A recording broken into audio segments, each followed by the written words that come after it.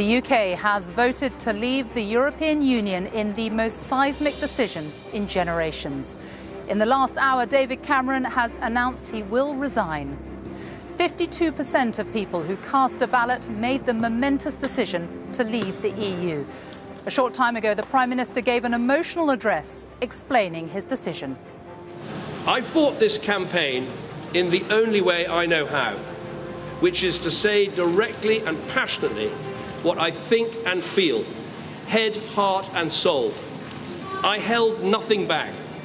I was absolutely clear about my belief that Britain is stronger, safer and better off inside the European Union. And I made clear the referendum was about this and this alone, not the future of any single politician, including myself. But the British people have made a very clear decision to take a different path. And as such, I think the country requires fresh leadership to take it in this direction. Leave campaigners are jubilant at the result, saying it sends a stinging message to the European Union's political elites. The Remain campaign called the outcome a catastrophe, as it suffered lower than expected support across swathes of the Midlands and the north of England. The Governor of the Bank of England says he will do what's necessary to support the financial markets and is making available £250 billion of financial support. So David Cameron said he's going as the British establishment reels from its biggest slapdown in modern history. Who will replace him at number 10? I'll be asking leading politicians what happens next. And what now for Labour and UKIP too? And what's the future for the UK outside the EU and for an EU without Britain? Here in Manchester, we will talk to voters about the momentous decision that some of them have made and the dramatic ramifications. There really is quite a sombre mood in here now after David Cameron's announcement, including from Leave voters. So we will ask about people's hopes and fears for the United Kingdom now.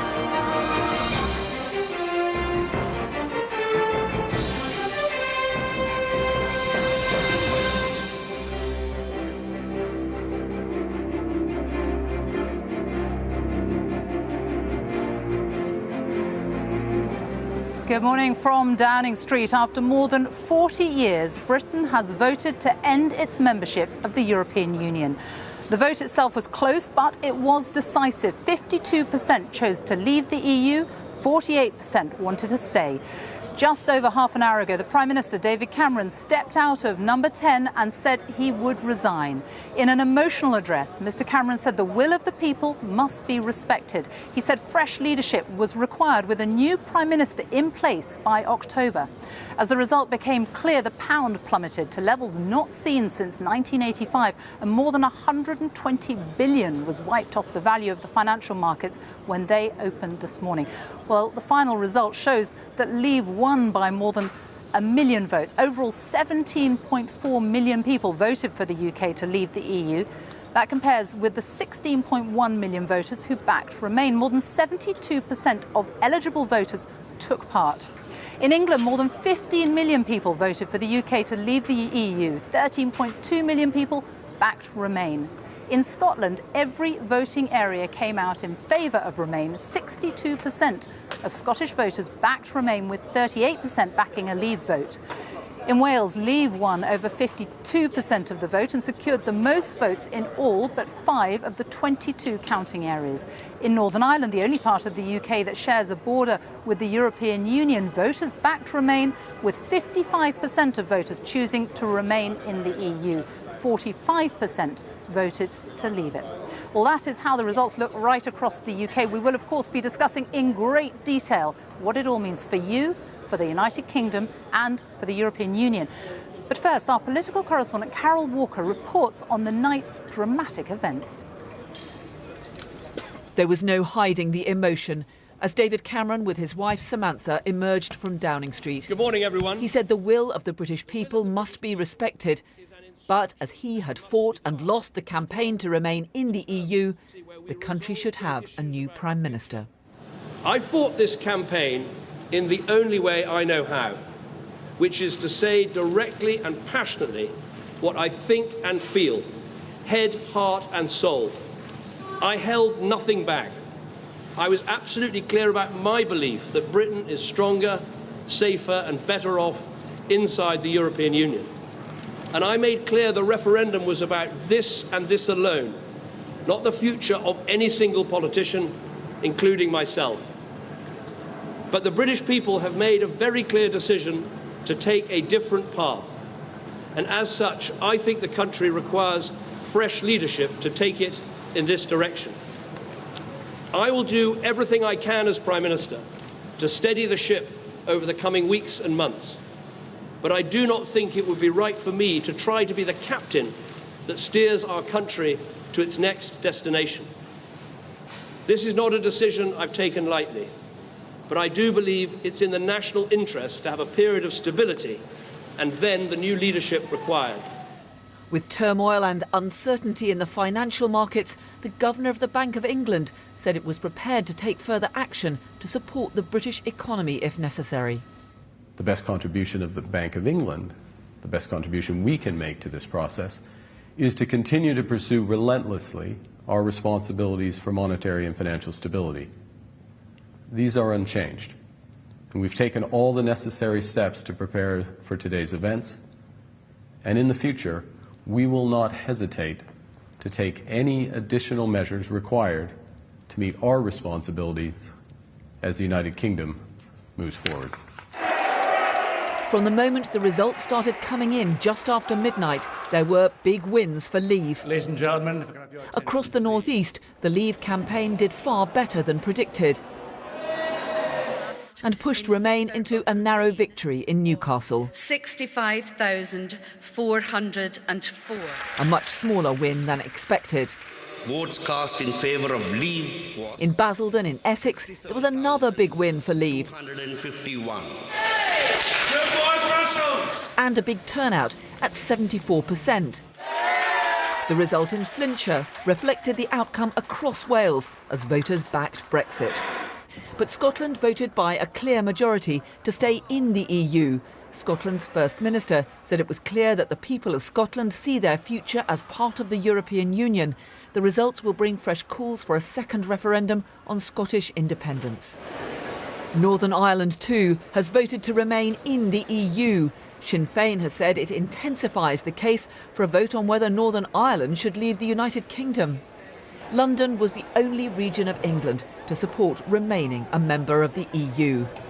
It was shortly before 5 o'clock this morning that it became clear the UK had taken the historic decision to leave the European Union. Well, at 20 minutes to 5, we can now say the decision taken in 1975 by this country to join the common market has been reversed by this referendum to leave the EU. UKIP's leader, Nigel Farage, said he was thrilled that the country had decided to break free from what he called a failing, dying European Union. 17 million people have said we must leave the European Union. We now need a Brexit government. A government that gets on with the job. A government that begins the renegotiation of our trade relationship. A government that will be mindful that already many of the German car manufacturing unions have said, let's get on and do a deal. The Labour leader said he hoped the negotiations with the European Union would include efforts to protect British workers. We now have to try and protect the working conditions that we have in this country, and in the negotiations with the European Union try to obviously ensure there are some trade opportunities for Britain, because clearly there are some very difficult days ahead. The value of the pound has already fallen, and there will therefore be job consequences as a result of this decision. Thank you very much. A momentous day for Britain, for Europe, as the country embarks on a new and uncertain future outside the EU and under a different leader. Carol Walker, BBC News, Westminster. Well, we'll go to the city shortly and speak to our business editor, Simon Jack, who is monitoring events there. But first, let's talk to our assistant political editor, Norman Smith, who's with me now. However you voted, the scale of this is extraordinary.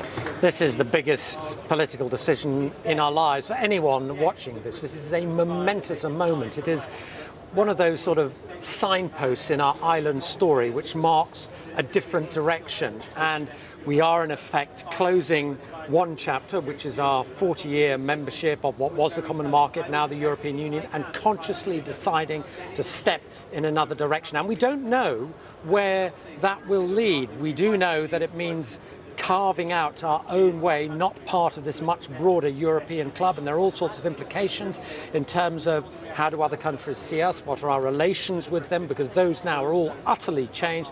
What are our trading relationships with other countries? What is the position of the city? Do we manage to get a hold of migration? And how do we feel about ourselves as a country? In the short term, you know, you can still go to the pub, you can still fill up the car, the sun will rise, nothing will change. But pretty swiftly, we will have to get into negotiations which, if things go as they're meant to, should be over, done and dusted within 2 years. So it is possible by the summer of 2018, we could be out. So many questions, so much uncertainty. Just in the short term, what happens next? In the short term, there will be discussions between Boris Johnson, Michael Gove and the Prime Minister. I would expect those to take place probably later today. Mr Cameron, to all intents and purposes, is now a broken Prime Minister. He is just there, I wouldn't say a hostage, but he is sort of in the grip of his sceptics, and he will have to do what they want. Some are saying they want a cabinet reshuffle to bring in the Brexiteers, and then they will decide the course of the negotiations, which probably won't begin, I don't think, until we get a new leader. Now, Mr Cameron has said he will be gone by the start of the party conference, which is the beginning of October. What that basically means is the leadership contest begins now, because under the rules you have to have about a month to allow the members to make the final decision. The MPs narrow it down to 2 contenders. Parliament goes into recess at the end of July. Well, we are pretty much at the end of June, so it begins now. And I suppose Boris Johnson must be in pole position to become our next Prime Minister. Norman, for now, thank you. Well, just after the Prime Minister spoke, the Governor of the Bank of England, Mark Carney, came out and sought to reassure financial markets. Speaking in the past half hour, he said the bank was well prepared. A few months ago, the bank judged that the risks around the referendum were the most significant near-term domestic risks to financial stability.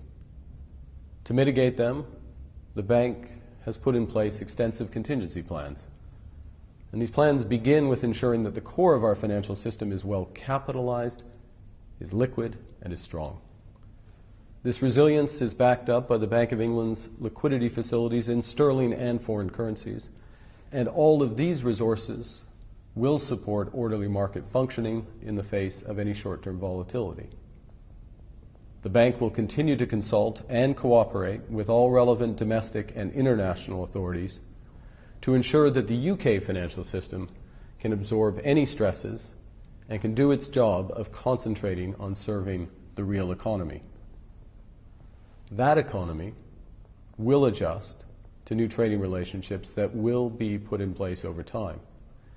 And it's these public and private decisions which will determine the UK's long-term economic prospects. The best contribution of the Bank of England, the best contribution we can make to this process, is to continue to pursue relentlessly our responsibilities for monetary and financial stability. These are unchanged, and we've taken all the necessary steps to prepare for today's events, and in the future, we will not hesitate to take any additional measures required to meet our responsibilities as the United Kingdom moves forward. Mark Carney, the Governor of the Bank of England, seeking to reassure the markets. Well, as the result became clear, the pound plunged. It's the biggest one-day drop in 30 years. It fell to levels not seen since 1985. Simon Jack, our business editor, is monitoring the markets in the city. Many of these bankers, traders up all night, but they weren't expecting this, were they? No, this is really where the shockwaves were first felt, and on a morning and the evening of astonishing news. As you say, sterling plummeted. It had its biggest one-day fall ever, really, since they started floating currencies in this way in 1972. It fell 10% at one stage. You can see it right behind me. This is the moment, and when we had the question, who's got it right, the polls or the City and the bookies? Well, the City, they were basically banking on Remain here. They got a nasty shock when Sunderland came in. We got the Wandsworth bounce, and then it fell down. And so in the question, who was right, the polls or the bookies, the City got it wrong and the polls were right. And if we look now at the stock market, you can see that opened at 8 o'clock and immediately fell by 500 points, the knock-on effect there. Now, in both cases, it has found a level and is making a bit of headway. It's now just down 3 1/3% on the morning, and I think that message from Mark Carney really did help. Some of the bank stocks, Barclays was down 35% this morning. Astonishing. Some of the house builders down 40%. And I think that reassurance from Mark Carney saying, don't worry, I've got your back, the Bank of England stands ready to help, really did reassure some of the markets, and you've seen them make some ground. But on any scale, a truly shocking morning. And the chat round here, we've heard from people like JP Morgan saying they may have to move staff over to Europe, because if they need to have European staff to serve European customers, now that we're going to be outside the European Union, they may have to do that. But obviously, those negotiations will take weeks, months, in fact, even maybe years to conclude. But yeah, that's the chatter around here on an astonishing morning in the city, Sophie. Huge changes ahead, clearly. Simon Jack in the city for now. Thank you. Well, throughout the morning, politicians have been reacting to the result and to the Prime Minister's resignation. For some, Britain's decision to leave is a moment of great excitement, of triumph, a result that they have been fighting for decades. For many others, it is devastating, a seismic shock, something they never wanted to see. Well, let's go now to College Green here in Westminster and my colleague, Andrew Neil. Thanks, Sophie. We're joined now by the Secretary of State for Defence, Michael Fallon, who campaigned for Remain. Given that the Prime Minister lost, given that we now need somebody to negotiate the terms of our divorce, was it not inevitable the Prime Minister had to resign? Yes, you can argue that you needed somebody who'd been part of the Leave campaign. I personally think the Prime Minister, actually, with his negotiating skills, would have been the best person, but he's taken that decision. I think it's an honourable decision, given the result went against him. And now we've got to get on and make this work. Your Brexit colleagues in the Tory party who derided Mr Cameron's deal for the renegotiation would never have accepted him negotiating our divorce terms. Well, maybe some of them, but most of them, I think, signed a letter saying they would support him staying on. And I personally think it's a very sad moment for our country that one of the great reforming Prime Ministers is stepping down. But there it is. The decision has been taken now, and we all have to make it work. Is Boris Johnson now the man to stop as the next leader of your party and the next Prime Minister of our country? Well, he's clearly one of the men to start. I mean, he'll be one of the candidates. There'll be other candidates. Is he not the front runner? I think the great strength of the Conservative Party is you'll see a range of candidates come forward, and I think it's a bit too early to start allocating the odds. What about Michael Fallon? Is he thinking of throwing his hat into the ring? Certainly not going to be putting my hat into the ring, but what you can be assured of is there will be a number of candidates who will come forward, be selected by the Parliamentary Party, and then the entire membership will have a vote and decide. You're in for a leadership race this summer, aren't you? It's going to be more blue on blue. Well, there's a leadership race. We've done these things before. We've done it amicably. And I think there'll be a huge determination now in the Conservative Party to pull together again now. We've got 3 months before a new government is formed. We've got plenty to get on with in delivering the manifesto on which we were elected last year. If Mr Cameron's on his way out, as he told us he was this morning, can George Osborne be far behind? Well, there'll be a new cabinet. That'll be for the new Prime Minister to decide. But George Osborne has been steering us away from an economic catastrophe, has been reducing the deficit year by year, and has been delivering economic reform that has meant the highest employment in our history. And can we take it that the punishment budget that Mr Osborne threatened with us with this summer, if we voted to leave, will not now happen? Well, you've seen the turmoil in the markets as a result of the decision. So I think we were right, and the Bank of England was right well, the to warn. FTSE is now above 6,000 again. It's beginning to recover, but you've seen some of the turmoil. So I think some of those warnings were, in fact, justified. But it wasn't George Osborne's label of a punishment budget. He was right, I think, to warn there would be consequences. And we've seen that with sterling, and we've seen that with the markets this morning. Yeah, but what he said was that if we voted to leave, there would need to be a budget that would increase tax, cut spending, and end the triple lock for pensions. Can we take it that none of that will now happen? Well, I hope we're going to resume growth. I hope we'll now see investment decisions. But obviously a lot of investment was paused while people were waiting for the result of the referendum, and they'll probably wait a bit longer now to see the result of the renegotiation as to what the terms will be. Wasn't it? No, I don't accept that. I think people... Well, why are we not going to have it? We have voted to leave. If he meant it, why is he not going to do it? Because I would suggest to you, it was just meant to scare us. No, he warned that there would be consequences of a Leave vote. And you've seen those consequences in the markets this morning. Well, it's 12 hours. You've seen what's happened to sterling. You've seen what's happened to shares. You cannot judge the future of Brexit on 4 hours of the markets after we voted to leave. You know that's absurd. No, it's not absurd. I think the markets tell you what's happening. You've seen turmoil in the markets. And obviously, we are hoping that we can get growth resumed. A lot of decisions have been paused during the referendum, and we'll have to work hard now to encourage those who are going to invest in Britain from outside, firms that wanted to invest here with access to the single market. We'll have to work hard now to persuade them that we can negotiate satisfactory terms. But for people watching this morning, particularly pensioners, is the triple lock still on, pension increases? The triple lock is there. It's a guarantee that we offered, but it is, of course, dependent on the economy growing again. That's vital for all our public services.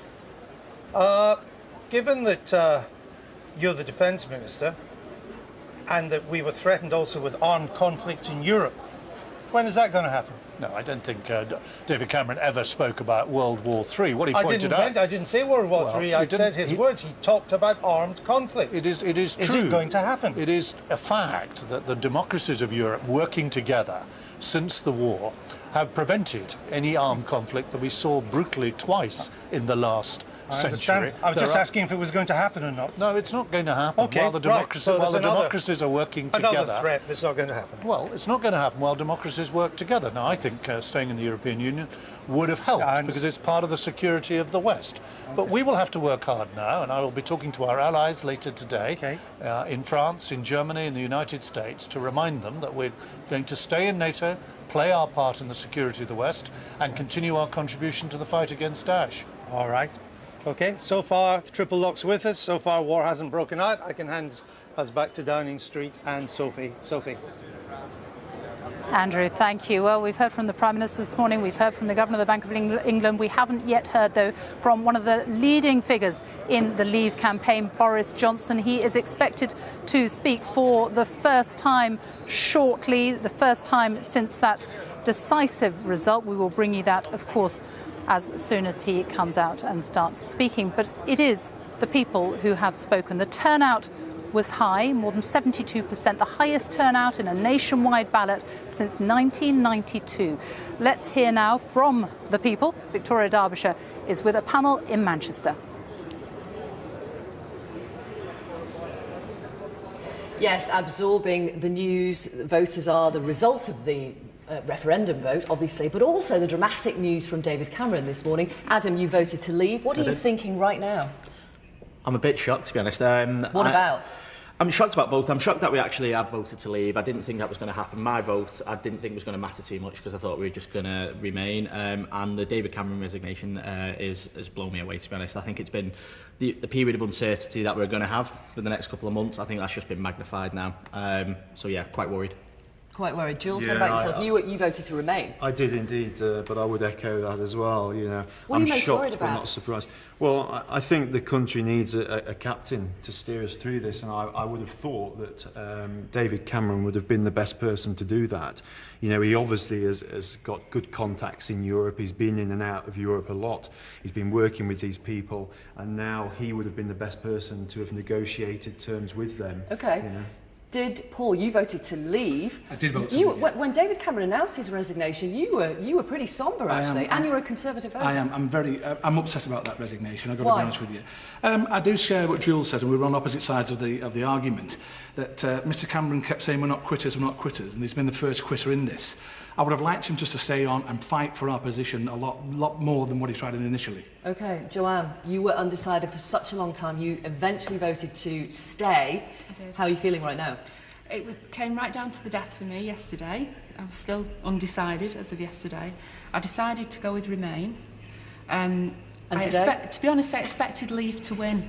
I expected us to leave, oddly enough, but I did decide to go with Remain. We're now in a period of uncertainty.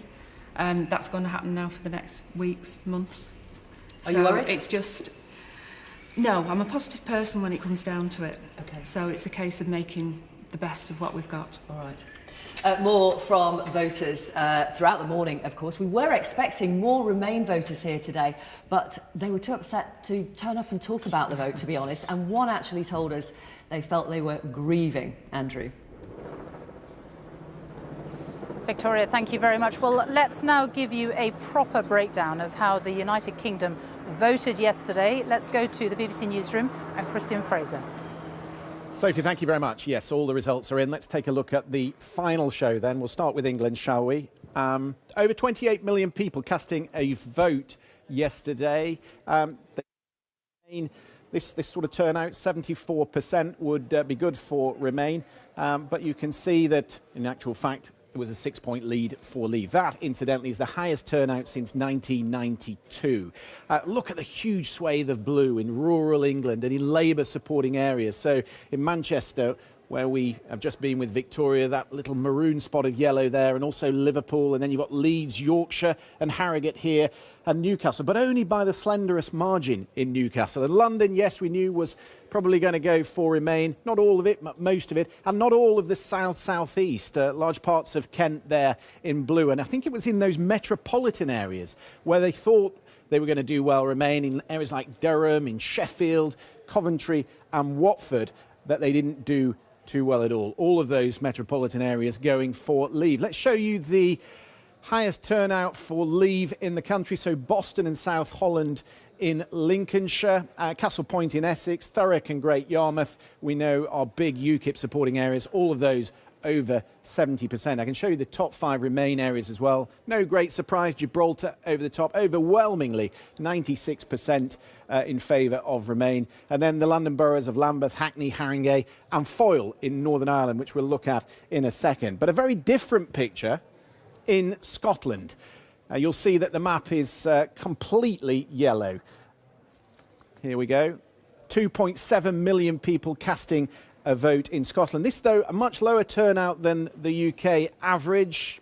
Is that voter fatigue? Possibly. They've had 4 elections in under 2 years, but overwhelming the result, 62% in favour of Remain. Edinburgh, over here, 74% in Edinburgh going for Remain. We'll show you the picture as well in Northern Ireland. Of course, questions in Scotland about a second independence vote, and now questions about independence coming from Martin McGuinness in Northern Ireland, and this is why. Big stretches of yellow close to the border.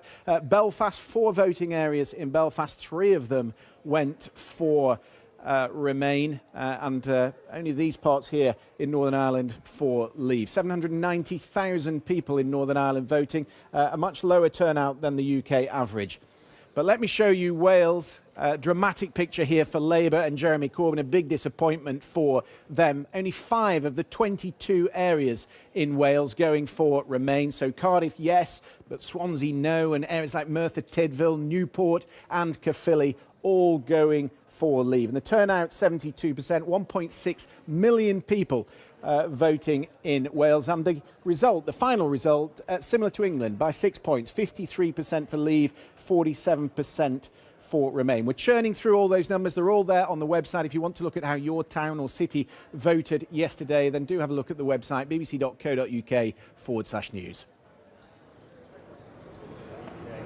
Christian Fraser, thank you. Well, that is the breakdown of how the UK voted. The results will, of course, have huge implications right across the UK. Let's get reaction now from Scotland, from Wales and from Northern Ireland and find out what the consequences of the vote could prove to be. Gavin Esler is in Edinburgh, Sian Lloyd is in Cardiff and Chris Buckler is in Belfast. Gavin, let's start with you. Well, hello and welcome to a great European capital. Edinburgh has been trading with Northern Europe for centuries. It sees itself as the Athens of the North, and it's hardly surprising that almost 3/4 of voters here in Edinburgh voted in favour of remaining. 32 local authority areas in Scotland, all 32 also voted in favour of remaining, with some 2/3 of Scottish voters saying they want to stay within the EU. However, that raises the big question, as always, the independence question. Independence Day is a phrase that's been used by those who wish to take Britain out of the European Union. Could this be the beginning of Independence Day again for Scotland? Could it be the beginning of a new independence process? Let's go over first to Boris Johnson.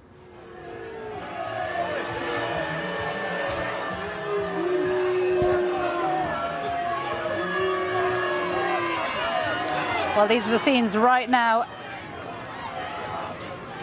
These are the scenes right now outside the home of Boris Johnson, leading figure of the Leave campaign. Huge crowds, as you can see there, ready to hear what he will have to say.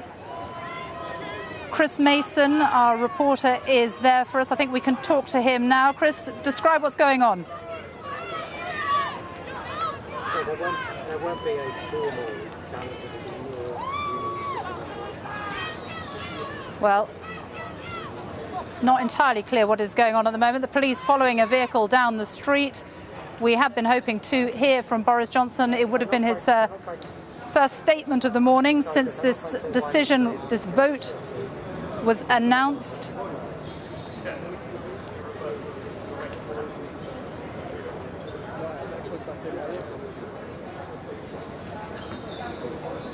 Okay, well, we'll come back to Boris Johnson as soon as we can get word from him, but let's continue with our look around the United Kingdom, and we'll go now to Cardiff and to Sian. Well, Wales has voted to leave the EU. 17 of the 22 local authorities here in Wales have backed Brexit. 52.5% of Welsh voters saying they want to go, 47.5% of voters wanting to remain. And it is traditional Labour heartlands, valleys communities, Blaenau Gwent, Merthyr Tydfil, Torfaen, Caerphilly, who have strongly backed a vote to leave. More affluent Cardiff, where I am now, the Vale of Glamorgan, Monmouthshire wanted to remain, as did Ceredigion and Gwynedd. They were the only other two council areas here in Wales who did want to stay in the EU.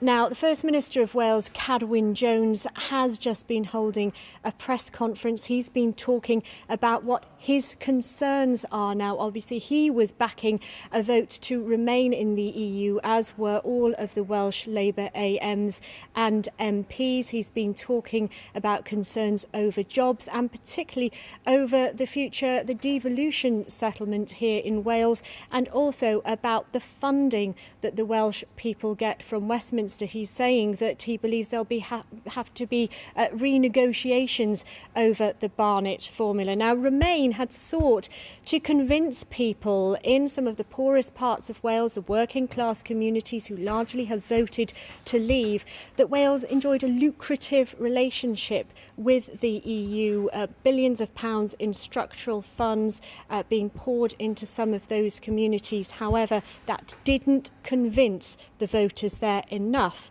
to want to stay. Sophie. Sian, here in Northern Ireland, there was a majority vote to remain, some 56% to 44%. However, whenever you take a look at the figures and start to break them down, it seems very clear that unionists who were more likely to vote for leave got their vote out, while nationalists who were more likely to vote for stay, they didn't get their vote out to the same extent. And as a result, this wider vote, and indeed the fact that that margin of success by Remain was not so big, is being treated as something of a success by the Democratic Unionist Party, the largest party at Stormont, who have been campaigning for a leave vote. They say it is a good decision, but there are all sorts of implications for Northern Ireland as part of the UK. First of all, there is the question of the border. This is, of course, the only part of the United Kingdom that has a land border with another EU country. That will now become the point where the UK meets the EU, and there are questions about what will happen there. Suggestions along the way that some kind of checkpoints might have to be introduced, or perhaps even some kind of checks between the two islands, between Britain and Ireland. Beyond that, there are also questions about the economy. There are huge amounts of trade that take place between Britain and Ireland. The Republic of Ireland itself, of course, is concerned about that.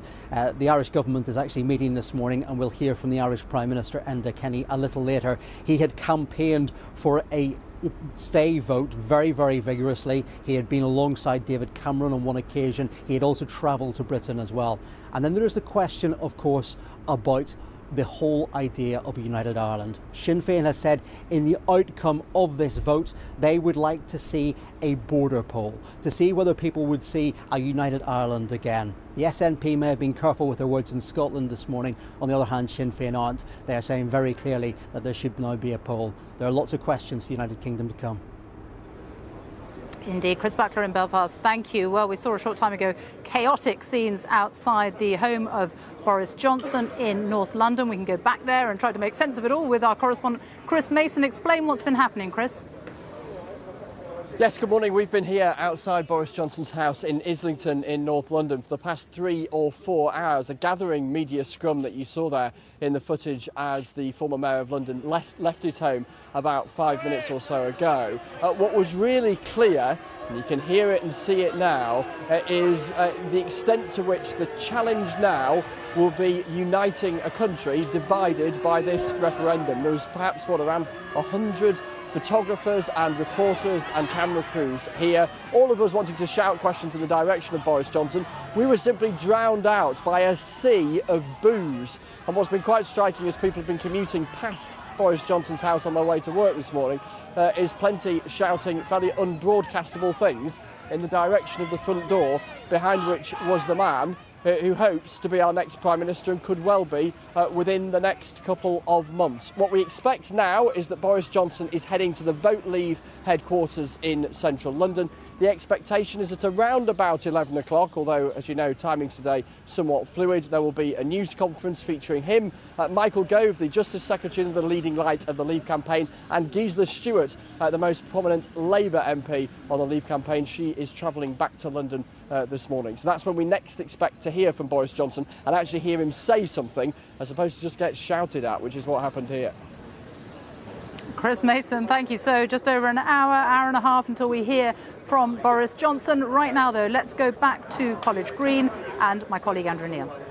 Thanks, Sophie. I'm joined now by Chris Grayling, Leader of the House of Commons, who campaigned to leave, and by Simon Fraser, former head of the Foreign Office. Chris Grayling, when do we get the extra 100 million a year for the NHS that you promised? Well, it doesn't happen until after we've gone through the formal process of leaving, because that's the point at which we stop making our contribution.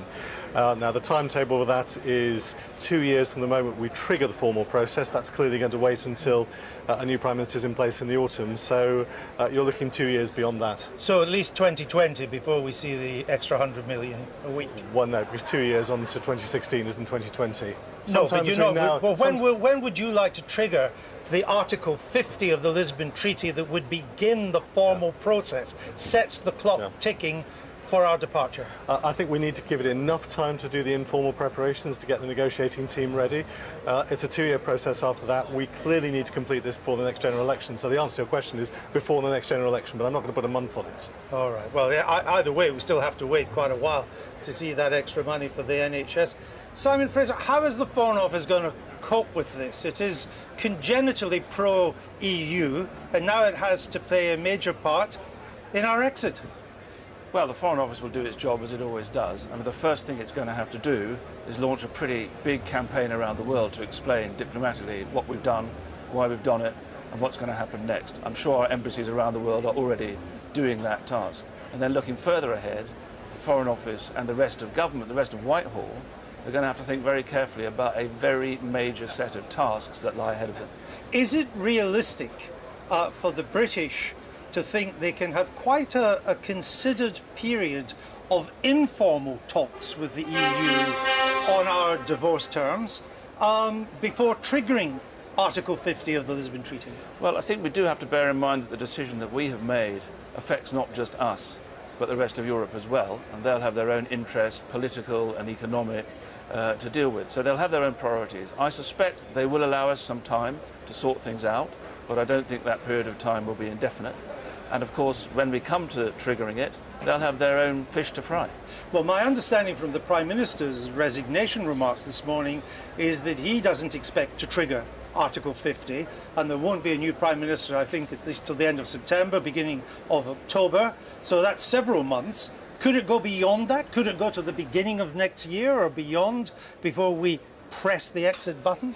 Well, let's see what happens in the European Council next week. Donald Tusk, the President of the Council, has already said that he wants to manage things calmly.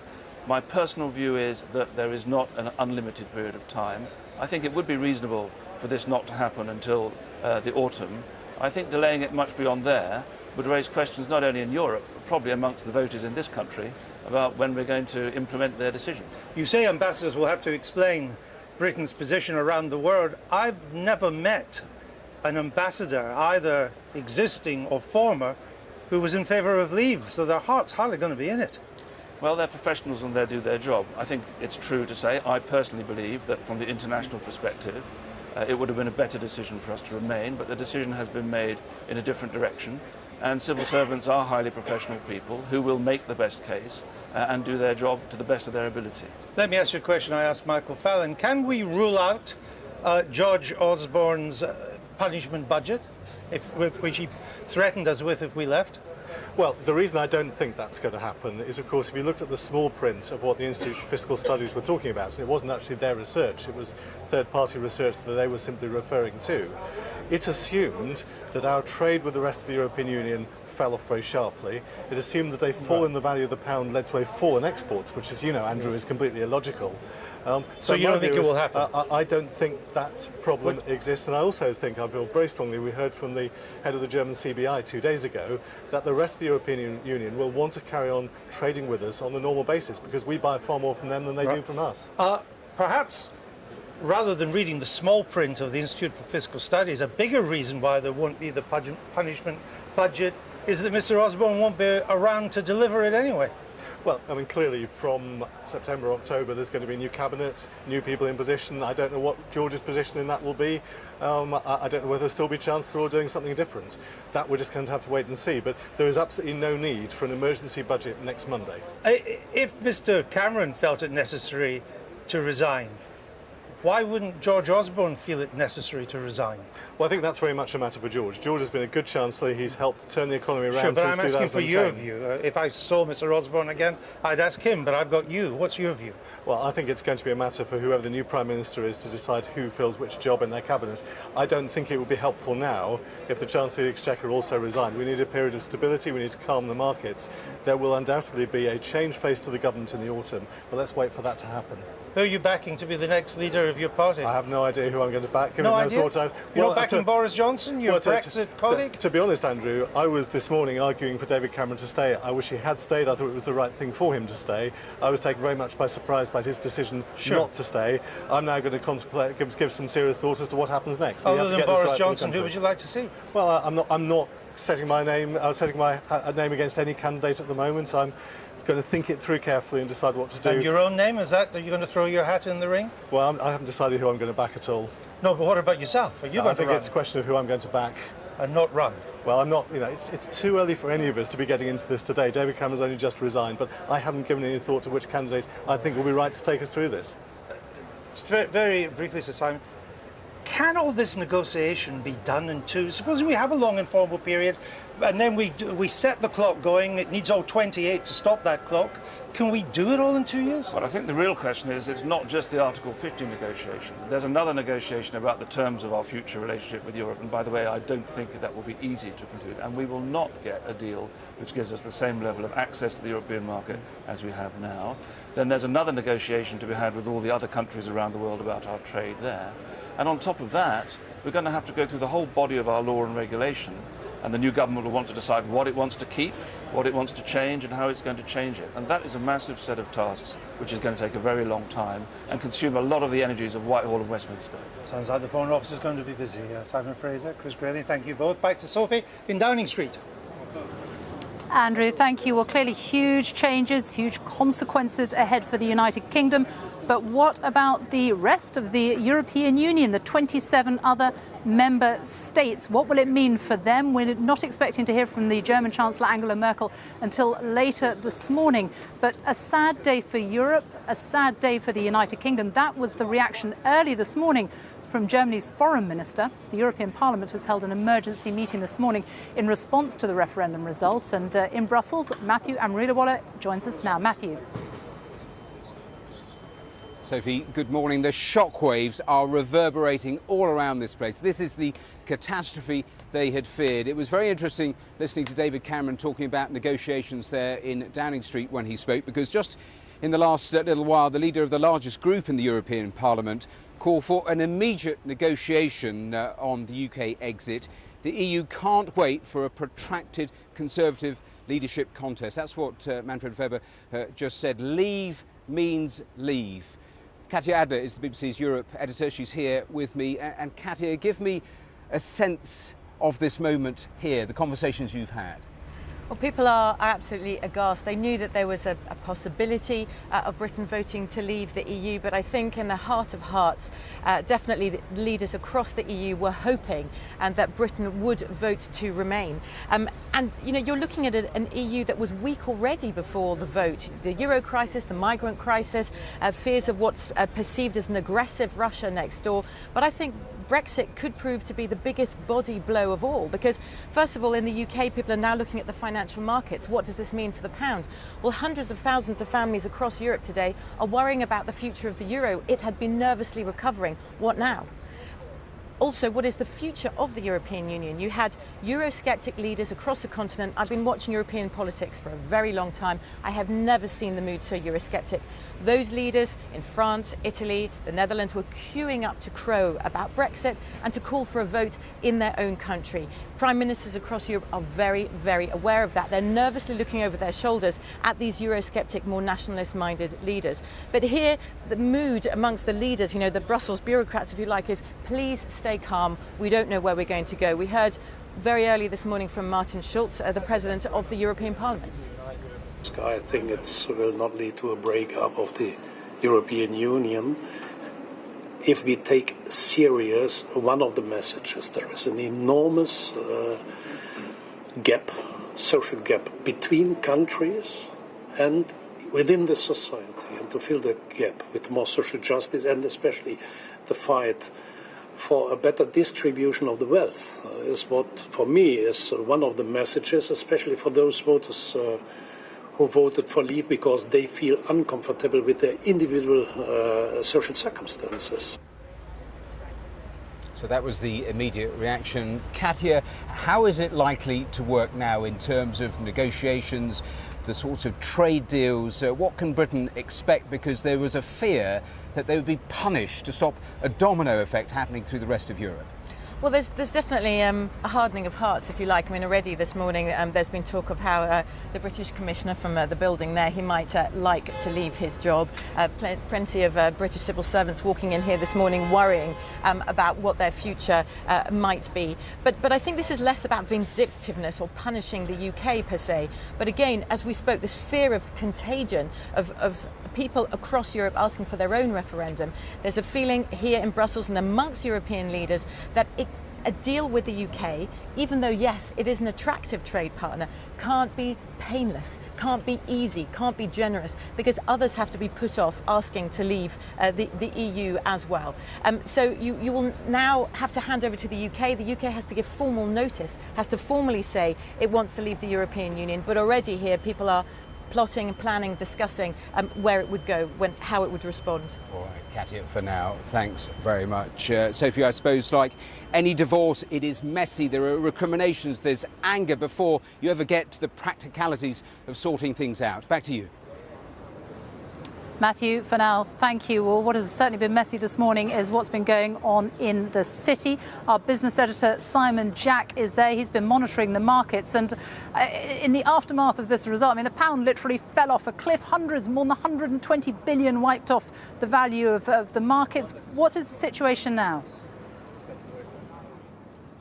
Well, Sophie, you're right. The first, if you like, frontier of this shockwave was in the financial markets. The pound had its steepest fall ever in the years since 1972, when it's been floating freely. You can see here at midnight last night, the city thought it was right. It had backed Remain, essentially. Got a nasty shock when that Sunderland result came through, and then as the results came in, the pound continued to fall. It was down 10% peak to trough at one point. To give you an idea, that is double, more than double the amount that the pound fell on Black Wednesday back in 1992. Now, Mark Carney came out to reassure financial markets and said the banks are going to be fine, we've got your back, we're looking after everyone. And so there was some comfort there. But then the question now, in a way, move to the rest of the economy? How is this going to hit businesses? How are people's jobs going to be affected? Those people who import, those imports are going to get more expensive. On a morning about a messy divorce, I've got someone called Paul Marriage here who actually runs a small business, a small cap fund, which looks into the fortunes of smaller companies. So you're getting to your desk this morning. You own a small business. What's going through your mind? Yeah, well, thanks, Simon. I think the thing you're looking at is continuity here.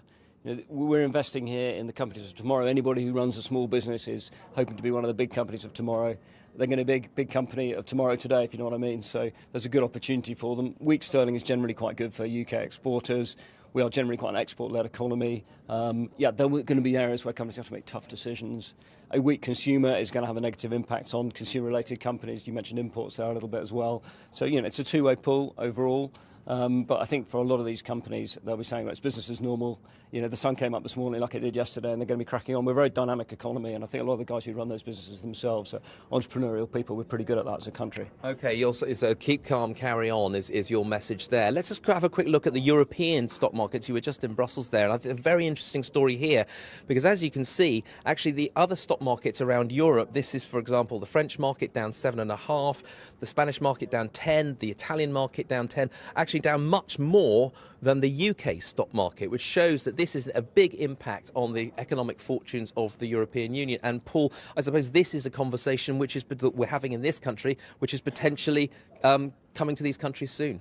Yeah, I guess that all these countries are going to be looking and saying, I wonder what their populace really thinks of this result. And I guess those stock markets are suggesting there's going to be more political instability in the coming months. And hence we're seeing those big falls in Europe. OK, so mutually non-beneficial is the answer we're getting from the city. When it comes to jobs, I should say that a lot of people, the chatter in the city is that some banks are saying they may need to move some of their staff to Europe to serve European clients. It depends on how the negotiations go. We've got weeks, months, even years ahead. But the chatterings in the city that some jobs, if currently in London, may find their way to Europe. But that's the chat here. And as you can see, although the UK market has recovered a little bit, stock markets in Europe are a sea of red, and red means down. Simon Jack in the city with the latest. Thank you very much. Well, of course, in America, still very early in the morning, no reaction yet from America itself. But Donald Trump, by chance, is in the United Kingdom today. He's arrived in Ayrshire at his golf course there, and he gave his reaction to the verdict a short time ago.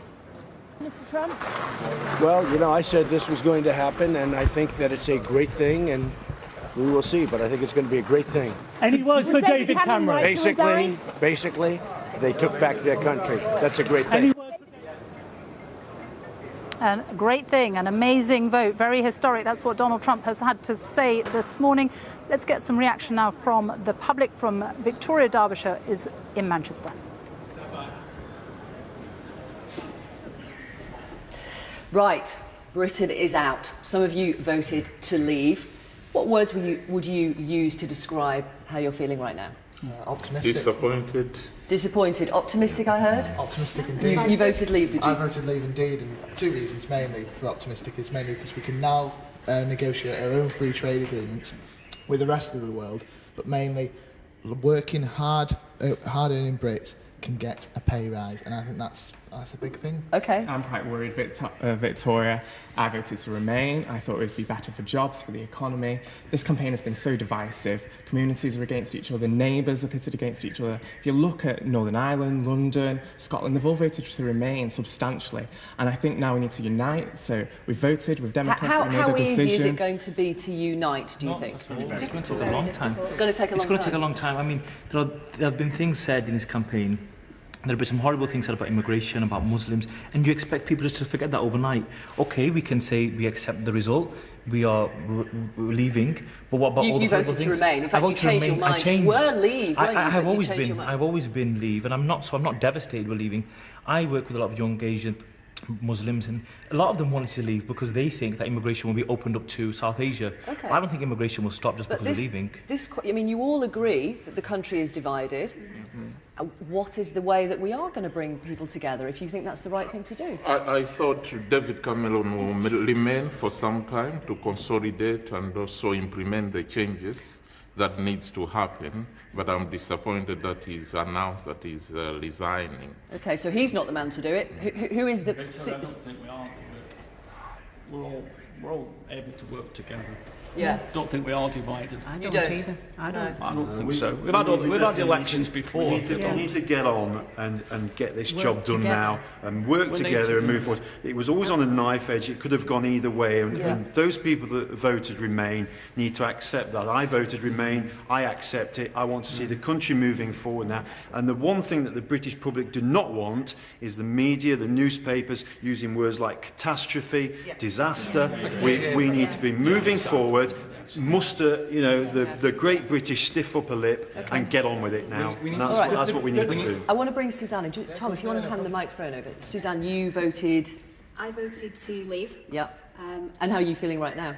I'm feeling excited about the decision. I'm actually quite surprised that it went that way. Are you? I didn't That's what think it Adam would. said earlier. He voted leave. He didn't expect there to be a vote to leave. I didn't expect it, so that was a real surprise. I'm quite shocked that David Cameron is going to step down. I'm not the biggest Conservative supporter, but I think he's done a reasonable job with the economy at the moment. So I think as long as there's some stability that comes in, and I think the important thing at the moment is that they really bring in the people who wanted to remain.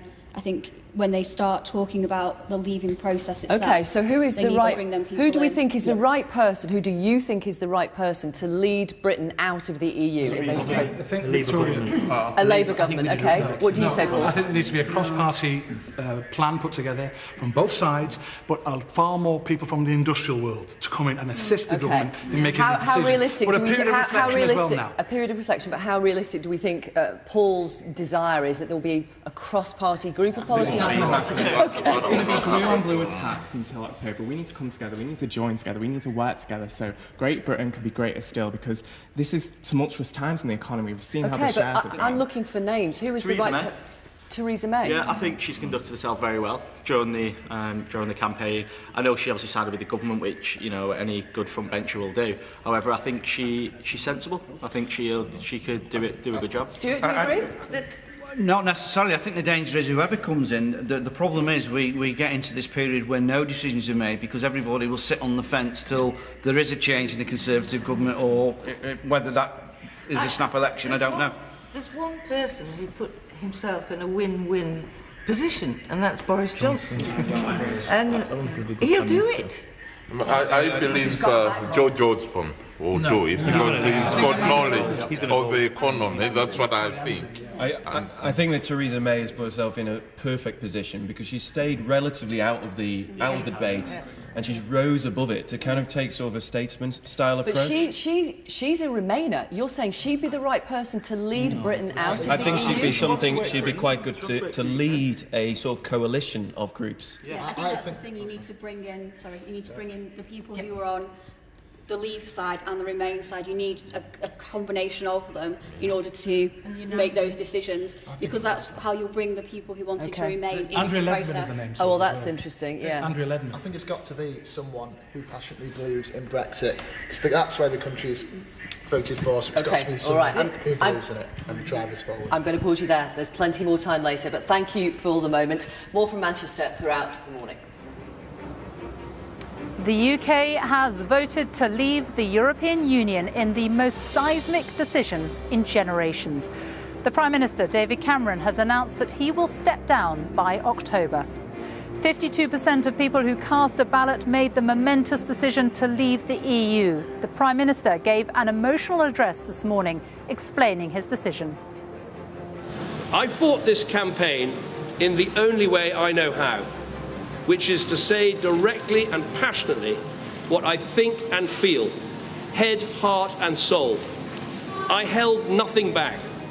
I was absolutely clear about my belief that Britain is stronger, safer and better off inside the European Union.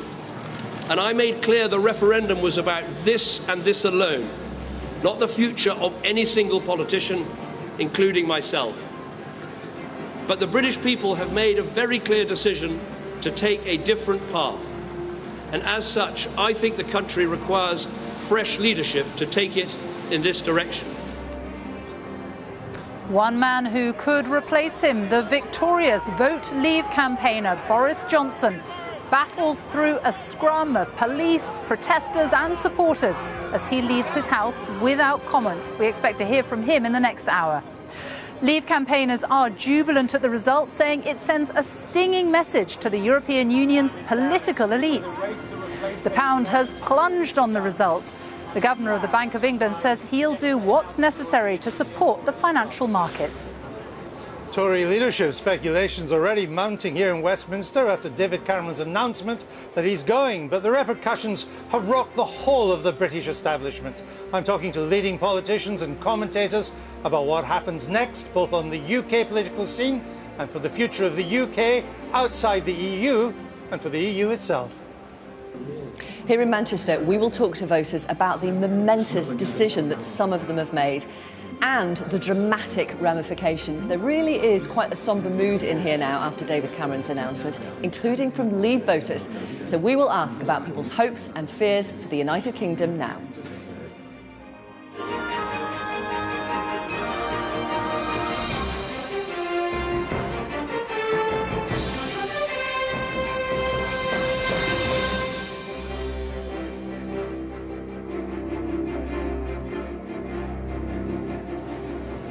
Good morning from Downing Street. After more than 40 years, Britain has voted to end its membership of the European Union. The vote was decisive. 52% chose to leave the EU and 48% wanted to stay. David Cameron has announced that he is to step down as Prime Minister. Mr. Cameron, who argued strongly for the Remain campaign, said the will of the people must be respected and fresh leadership was required with a new Prime Minister by October. As the result became clear, more than £120 billion was wiped off the value of the financial markets when they opened this morning, and the pound plunged. Well, the final result shows that Leave secured its victory by a margin of more than 1 million votes. In total, 17.4 million people voted for the UK to leave the EU. That compares with the 16.1 million voters who backed Remain. More than 72% of eligible voters took part. In England, more than 15 million people voted for the UK to leave the EU. 13.2 million people backed Remain. In Scotland, every voting area came out in favour of Remain. 62% of Scottish voters backed Remain, with 38% backing a Leave vote. In Wales, Leave won over 52% of the vote and secured the most votes in all but 5 of the 22 counting areas. In Northern Ireland, the only part of the UK that shares a border with the EU, voters backed Remain, with 55% of voters choosing to remain in the EU and 45% voting to leave it. Well, that is how the results across the United Kingdom look this morning. We will be discussing throughout the morning in great detail what it all means for you, what it means for the United Kingdom, and also for the rest of the European Union. But first, our political correspondent Carol Walker has this report on the dramatic events so far. There was no hiding the emotion as the Prime Minister and his wife Samantha emerged from Downing Street. Good morning, everyone. He said the will of the British people must be respected, but having fought and lost the battle to remain in the EU, the country should have a new Prime Minister. I fought this campaign in the only way I know how, which is to say directly and passionately what I think and feel, head, heart and soul.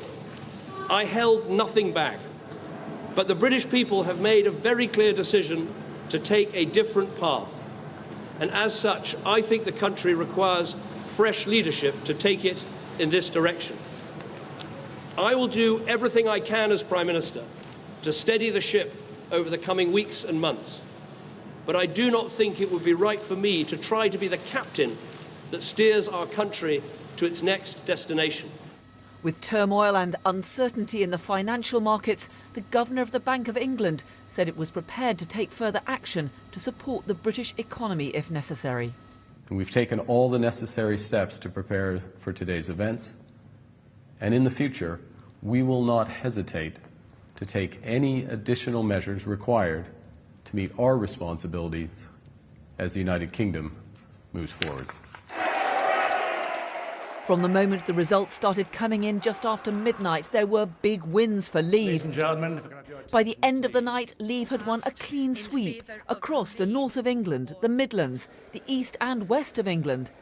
London was the only region of England to support remaining a member of the EU. The result in Flintshire reflected the outcome across Wales, where voters backed Brexit. But Scotland voted by a clear majority to stay in the EU. Scotland's First Minister said it was clear that the people of Scotland see their future as part of the European Union. The results will bring fresh calls for a second referendum on Scottish independence. Northern Ireland, too, has voted to remain in the EU. Sinn Féin has said it intensifies the case for a vote on whether Northern Ireland should leave the United Kingdom. Shortly before 5 o'clock this morning, it was clear the UK had taken the historic decision to leave the European Union. Well, at 20 minutes to 5, we can now say the decision taken in 1975 by this country to join the common market has been reversed by this referendum to leave the EU. UKIP's leader, Nigel Farage, said he was thrilled that the country had decided to break free from what he called a failing, dying European Union. 17 million people have said we must leave the European Union. We now need a Brexit government. A government that gets on with the job. A government that begins the renegotiation of our trade relationship. The Labour leader said he hoped the negotiations with the European Union would include efforts to protect British workers. Clearly, there are some very difficult days ahead. The value of the pound has already fallen, and there will therefore be job consequences as a result of this decision. Thank you very much. A momentous day for Britain, for Europe, as the country embarks on a new and uncertain future, outside the EU and under a different leader. Carol Walker, BBC News, Westminster.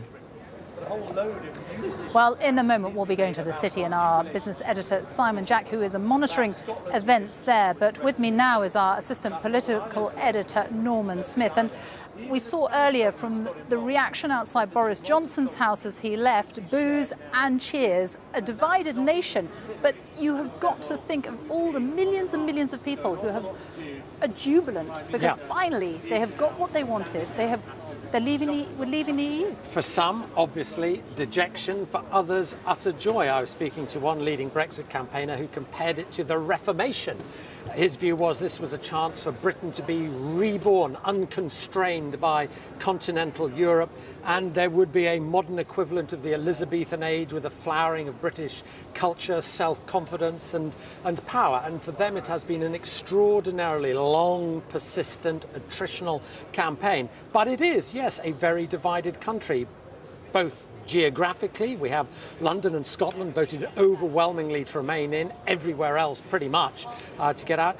Also in terms of class and culture, you look at sort of some of the more affluent, prosperous cities where there are graduates, they tended to vote in, but large swathes of Britain where they've suffered through the decline of older industries, where they haven't really seen any rebirth in their communities, and they, I think, have felt a grievance that while down in places like London things seem to be going pretty well, they weren't able to walk on the sunny side of the street. And that is most marked in the traditional Labour areas, where despite the pleas of the Labour leadership, huge numbers of Labour voters voted to quit. In Hartlepool, 70%, in Corby, 64%, massive majorities to leave. And I think that tells its own story about this sort of two-nation Britain that has been thrown up by this referendum. Seismic changes ahead, not least here at number 10.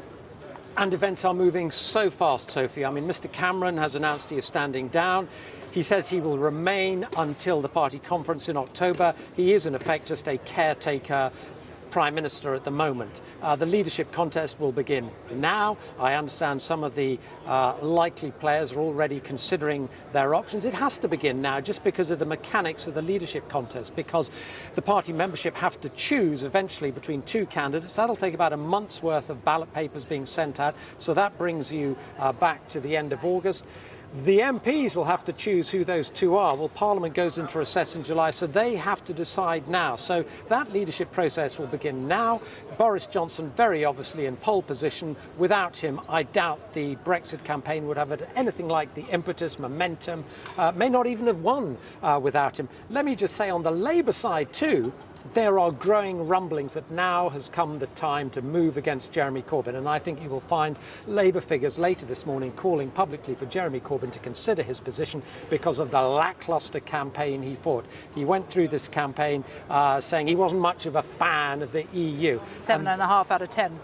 They blame him for failing to galvanise the Labour vote. So, you know, we could end up with a situation where David Cameron is gone, where Jeremy Corbyn is gone. You could almost end up with a reshaping of politics at Westminster. And in the back of all that, who knows, we may even have a general election sooner rather than later. All change. All change. Who knows? Indeed. Norman Smith, thank you. Well, as the result became clear in the early hours of this morning, the pound plunged. It literally fell off the cliff. Let's go to the city now, to our business editor, Simon Jack, who is there. Mark Carney, the Governor of the Bank of England, has been seeking to reassure markets. What is the situation there now? Because this was not what they were expecting, Simon, was it? No, there was a nagging question, Sophie, going into this referendum. Who was right? Was it the bookies and the city, or was it the polls? Because the polls had this on a knife edge, and yet the city was making bets that Remain was in the bag. If you look at this chart, this is where the pound was. It was worth $1.50, its highest of 2016. And because it was a shock, it got an almighty reckoning in the small hours of the morning, falling 10% peak to trough. Now, to give you some idea, that is more than double the amount the pound fell on Black Wednesday back in 1992. So they were looking for some reassurance. Out comes Mark Carney. He says, don't worry, everyone, I've got your back. The Bank of England stands ready to put in £250 billion of extra liquidity into the system. And that seemed to work. And as you can see, it's been making some headway here. It went on the effect was translated into the stock market, which fell 500 points when we opened. And not only that, it's not just here in the UK, but it's around Europe. Let me show you what the European stock markets are doing. You can see here in Spain, down 10%. In Italy, down 10% as well. In fact, down twice as much as the FTSE here in the UK. So you're seeing that a lot of investors are saying this could be as bad, if not worse, for some of the European economies. Other business leaders have come out and saying, look, we respect the opinion of the British people, but people like JP Morgan here in the city saying, look, we might have to move some people. If we have to be near our European clients and be inside the European Union to do that, we may have to move people around. So a lot of nervousness. We had a lot of shock this morning, and now some questions being asked about the future. Now, bear in mind, no one's going to lose their job today. We've got months, days, weeks, even years to negotiate the finer points of how exactly we're going to deal with the rest of the world. But the shockwaves are being felt here in the city, and the reverberations will begin to trickle through to the real economy. In what ways, it's just too early to say. Simon Jack, our business editor in the city for now. Thank you. Well, politicians, of course, are continuing to react this morning to the referendum result and to the resignation of David Cameron, who says he will be stepping down by October. For some, Britain's exit from the EU is something they have been campaigning for their whole political lives.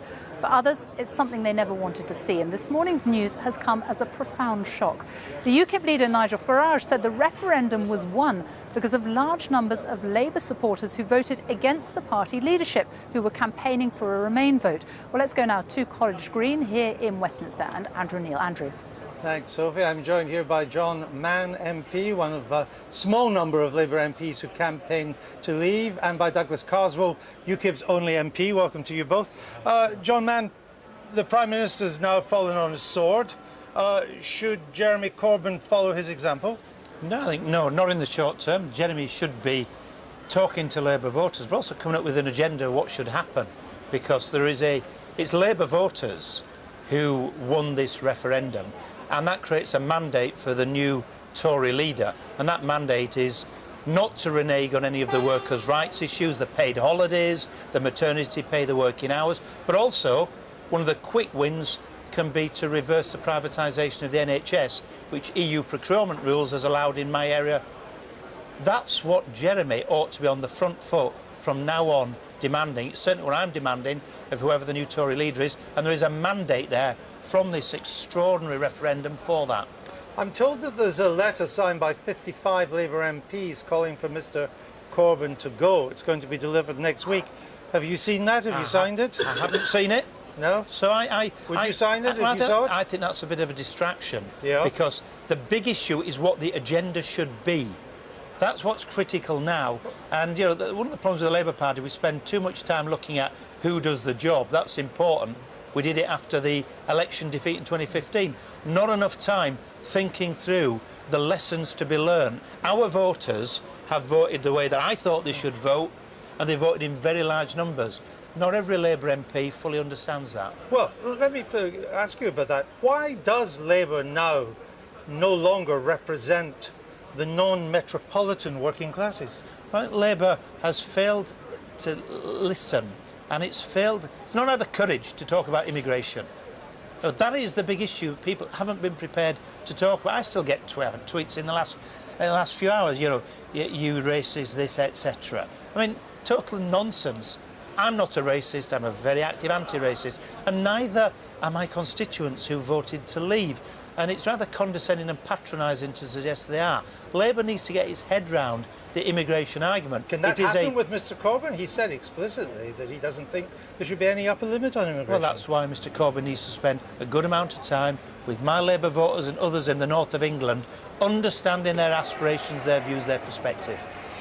Douglas Carswell, what happens now to UKIP? Haven't you lost your reason for existing?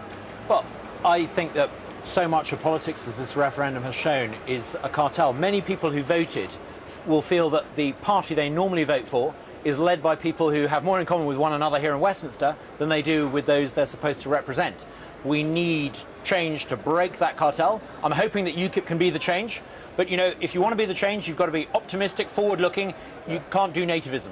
But you've won the referendum. We have voted to leave, which was the primary purpose of UKIP. The Tories will now probably pick a Brexit leader, someone who was in favour of coming out. What's UKIP's appeal to wavering Tories? Well, I think it's actually let down Labour that is the big potential growth market for UKIP. So not the Tories? Well, there are some Conservatives who could still come to UKIP, but I think we sort of slightly maxed out that market. I think the big growth market, you know, the party... You only got one MP, the party of Keir Hardie is now the party in favour of giving technocrats and bankers in Brussels and in Europe control over people's lives. This is not the party that Keir Hardie founded. Our opportunity comes in going into that and competing for those votes. Hang on a minute. You tell them about the Labour Party. You know, my family was part of founding the Labour Party as engineering workers, and has been it all the way through. And you know, the Heartland voters are Labour voters, and you know, frankly, splitting and dividing and letting the Tory elite continue ruling does nothing for them. But do you take the point that the Tories... We need to use the term reconnect with those voters, but that means actually changing some of our policies to meet their aspirations, and that's what we've not done sufficiently. If you don't, is UKIP now more of a threat to Labour in the north than to the Tories in the south? The next election, the threat to us is the Tory party. Never underestimate the Tory party recreating itself for power, and this gives us an opportunity. This mandate for change is a mandate against privatisation, and it is a mandate for pay, for conditions, for workers' rights. Can I make a suggestion that the party that I think is going to be most successful in appealing to this new disaffected electorate is going to be the party that actually practices a bit of open source democracy itself. Instead of a small elite in Westminster choosing the candidates, let's use open primaries to do it. Instead of a small elite deciding policy, let's let members decide it. If parties want to appeal to people who are disaffected by the cartel, they need to break the cartel by fundamentally changing what it means to be a party. A more immediate question.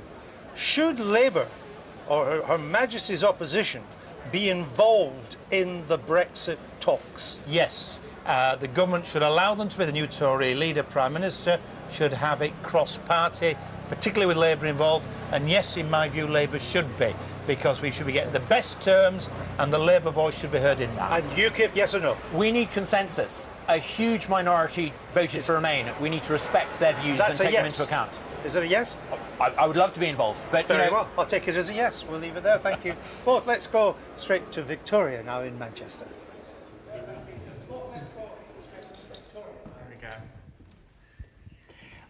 Thank you, Andrew. We have got Anna here with 6-month-old Erin. Anna, your little girl is going to grow up in an independent Great Britain. What do you think of that?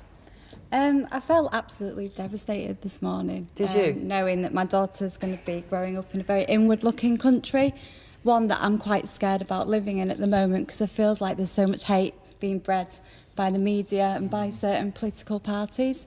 And why? And I just want Erin to have the ability to sort of learn about other cultures and be part of a Europe that I see as a really positive thing for her and for other children in this country. But leaving the European Union doesn't mean she won't be able to do that, to look outward towards Europe, to look to the rest of the world. I think it's the political climate and the attitude of others, though, that will influence her and other children, which I'm worried about. All right. And we've got Francesca here, 24-year-old Francesca, also from Manchester, like Anna and Erin. You voted to remain. Yeah. What are you thinking right now? I didn't think I would be here. Last night when I went to bed, I thought this isn't going to be something that's going to affect me. I thought it'd be quite similar to the Scottish referendum, you know, where nothing changed. But you thought Remain was going to win? Yeah, definitely. So what are you thinking? It's just the unknown now, and I think particularly for the younger voters, when we see sort of Nigel Farage claiming things like the NHS money going directly to them and then going back on those kinds of things, it's just like when the Lib Dems said, you know, student fees will be eliminated, and I think young people in politics just don't trust politicians anymore, and I think this is just another example of that. What do you think about your future? Question mark. You know? Really? Yeah. I wonder, I don't want to generalise too much, but do we have a small microcosm here? We have Anna, who's 32, Francesca, who's 24, who both voted Remain. Keith, I'm not going to ask your age. I'm a very young 64, Victoria. You're 64 and you're very welcome, and you voted to leave. Yes. Briefly, why? Well, fundamentally for me, it was about democracy. And I can't actually believe, I'm surprised really that we did win, because I can't believe the mass ranks of ordinary people felt confident enough to vote against the mass ranks of the establishment. Right. What about the 48% of people who also voted Remain? Well, that's, they're not the establishment. if it was the other way around, it would be the same, wouldn't it? And, you know, that's democracy, isn't it? Yeah. And there's nothing more democratic than this vote, is there? Some of the elections of constituencies, they're all rigged, really, aren't they? But you may say that. Well, I mean, they're set up that you know what the outcome is going to be before the result comes through. Whereas on with this you did not know, counted, and yeah. one man, one vote counts equal. And, you know, we got 52%. If we got 48, I would have accepted that. OK. And one woman, one vote as well. well. Sorry. Thank you very much, Keith, and Anna and Francesca for Be hopeful, be hopeful. People have come together today from both sides. OK. Good conversation. There's no reason why that can't transfer across the country. Fair enough. Thank you. More from Manchester later. Victoria, thank you very much. Well, this result, of course, will have huge implications right across the UK. Let's get reaction now from Scotland, from Wales and from Northern Ireland and find out what the consequences of the vote could prove to be. Gavin Esler is in Edinburgh, Thomas Morgan is in Cardiff and Chris Buckler is in Belfast. Gavin, let's start with you. Yes, hello from Edinburgh, which is a city which has always seen itself as a great European capital. So it's no surprise to anyone that the city, which is sometimes called the Athens of the North, some 75% of the voters should have voted to remain within the EU. 62% of Scots across the country want to stay within the EU, which raises a big question, of course. If the people of Scotland want to remain in the EU and the people of England want to get out of the EU, is it time for Scotland to break away from England? And that is the big subject of discussion here in Edinburgh. Within the next hour, probably just after 11 o'clock, we expect the First Minister, Nicola Sturgeon, to perhaps reopen the case for a second referendum. It's quite a complicated procedure. It's called Section 30 of the Scotland Act. It would require negotiations with Westminster, but that is exactly what the SNP faithful would like her to do. So David Cameron's legacy could be that as Prime Minister, he is seeing not only Britain leaving the EU, but also the end of the United Kingdom. And in Wales, 17 of the 22 local authorities here voted out. And I think it's fair to say that the Remain camp weren't expecting such a strong showing for a Brexit here. It was 52.5%, a 5% gap between them and the Remain campaign. Now, the turnout in Wales was 72%. That is significantly higher than the Welsh Assembly elections last month, where there was only 45% that turned out to vote back then. And the majority of those areas that voted to leave here are actually areas that really benefit from EU funding. Areas in the valleys like Blaenau Gwent, Torfaen, and Caerphilly. Now, reacting to the news this morning, Carwyn Jones, the First Minister of Wales, gave a statement and he said, now that Wales and Britain have left the EU, the way that Wales is funded will have to be renegotiated. If Wales is a net beneficiary from the EU to the tune of hundreds of millions of pounds, there is now an overwhelming case for a major and immediate revision of the Barnett formula, taking into account needs arising from EU withdrawal. And I will be making the call both today and in the days to come for the promise that was made to Wales that Wales would not lose a penny as a result of the result last night.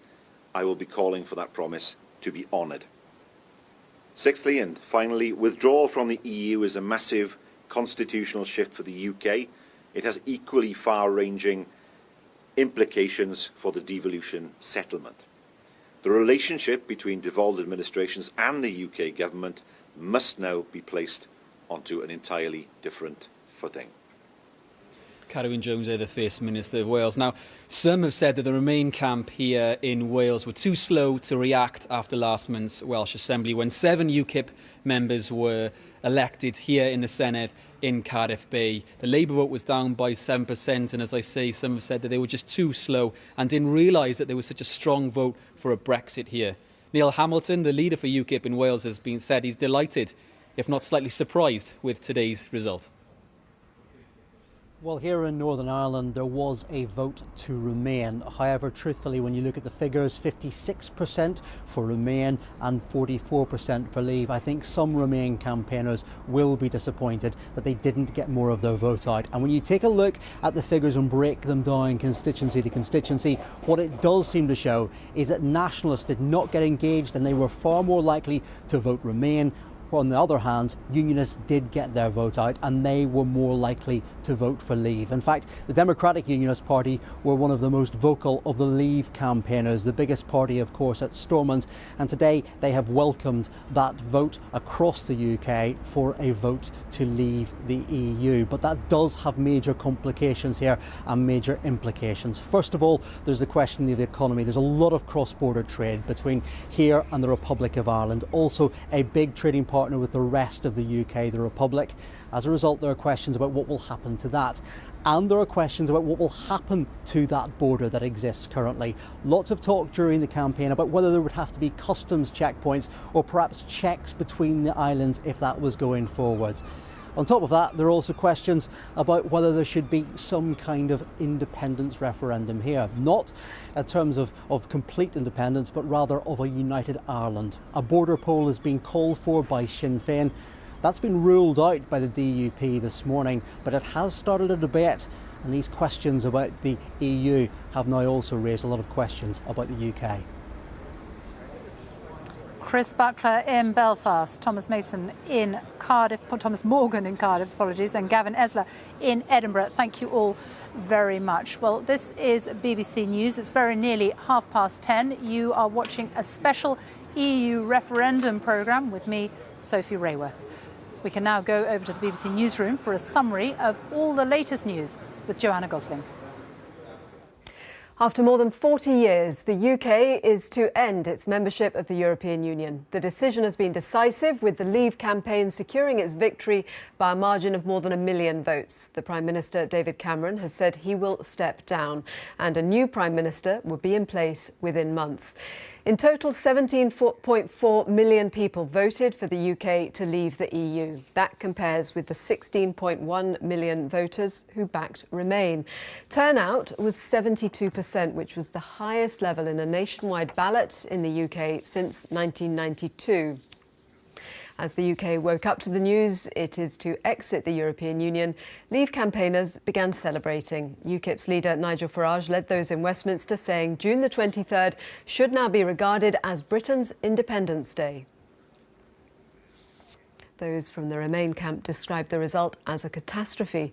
Supporters of Remain consoled each other as the campaign received lower than expected support across swathes of England, including the Midlands and the North. Speaking outside Downing Street, David Cameron said he will resign as Prime Minister with a new leader appointed by October. I think the country requires fresh leadership to take it in this direction. I will do everything I can as Prime Minister to steady the ship over the coming weeks and months. But I do not think it would be right for me to try to be the captain that steers our country to its next destination. This is not a decision I've taken lightly, but I do believe it's in the national interest to have a period of stability and then the new leadership required. There is no need for a precise timetable today, but in my view we should aim to have a new Prime Minister in place by the start of the Conservative Party conference in October. The former London mayor and leading Brexit campaigner Boris Johnson, who has been a prominent figure in the Vote Leave campaign, was met with boos from demonstrators as he left his North London home a short while ago. He scored a major victory and is now a leading candidate to succeed David Cameron as Prime Minister. He battled his way through a scrum of police and protesters to boos and cheers without comment.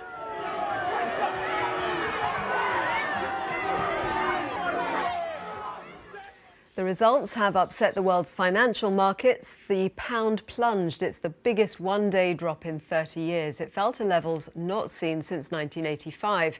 The governor of the Bank of England, Mark Carney, who had previously warned of the dangers of a vote to leave the EU, sought to reassure financial markets. He said the bank was well prepared for a leave vote. We've taken all the necessary steps to prepare for today's events, and in the future, we will not hesitate to take any additional measures required to meet our responsibilities as the United Kingdom moves forward. Well, let's go back now to Sophie Roworth in Downing Street. Sophie.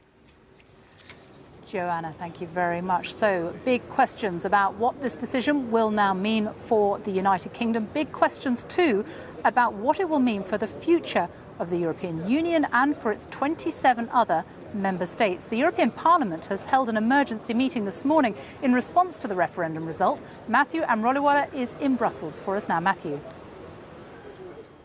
Sophie, thanks very much. They are absolutely stunned here at the heart of the EU. Earlier in the day, the Council President Donald Tusk was saying this is not the time for hysterical reaction. He may say that, but this is a seismic decision, not just for Britain, but for the EU as a whole itself. Let's gauge the mood around European capitals. We have Jenny Hill in Berlin, Hugh Schofield is in Paris for us, and Kasia Madeira is in Warsaw. Jenny, to you first of all, the reaction from there, how difficult is this exit going to be? Well, I've spent the morning here in the German Parliament, and I can tell you that the sense of shock and disbelief is really very striking. I think even at the very highest level here in Germany, nobody really expected this. But, you know, we're already getting the sense from politicians here that they're not going to make it easy for Britain to negotiate some kind of new relationship with the EU. Already 3 MPs have said to me separately, Britain can't expect to cherry pick when it renegotiates its relationship. There must be consequences for this decision, and there will be no special treatment. Out means out. Don't underestimate the sense of sadness there is here too. I think the Vice-Chancellor Sigmar Gabriel spoke for many when he tweeted first thing this morning, damn, this is a bad day for Europe. But the reason that MPs are starting to talk in such tough terms is because they are really concerned that this could precipitate fallout within Europe, potentially the erosion, even the breakup of the European Union. So they're very keen to discourage any other countries following Britain to the door. Of course, they're going to face a lot of lobbying from industry here in Germany. There are huge commercial ties, of course, between Germany and Britain. For now, though, there is very much a profound sense of shock. We're waiting to hear from Angela Merkel in the next couple of hours, but many MPs have said this morning this is a sad day for Britain, for Germany and for Europe. For the view from France now, let me hand you to Hugh Schofield, who's in Paris. Yes, where President Francois Hollande must have been one of many leaders in Europe who got up this morning feeling that the world had somewhat shifted on its axis after the seismic vote in Britain. The President has had a pretty torrid time of it of late with various other matters on his agenda. This is even more terrible news for him, and he will be doing all he can to react to it. He's holding his a meeting now with his inner cabinet. Up till now, the whole process of Europe has been one of integration. The watchword in the article of faith almost here in France has been European integration. Now that this prospect has emerged of the very opposite of integration, disintegration, and that is preoccupying him greatly. So he's meeting now with his inner cabinet, and he will come out quite soon to give some kind of statement. I think we can more or less work out what he's going to say. He's going to say that he and other European leaders take note of the British decision. It is a democratic decision. And that therefore he wants the process of separation to take place very quickly indeed. I think there'll be very little patience here at all for any kind of delay in invoking Article 50.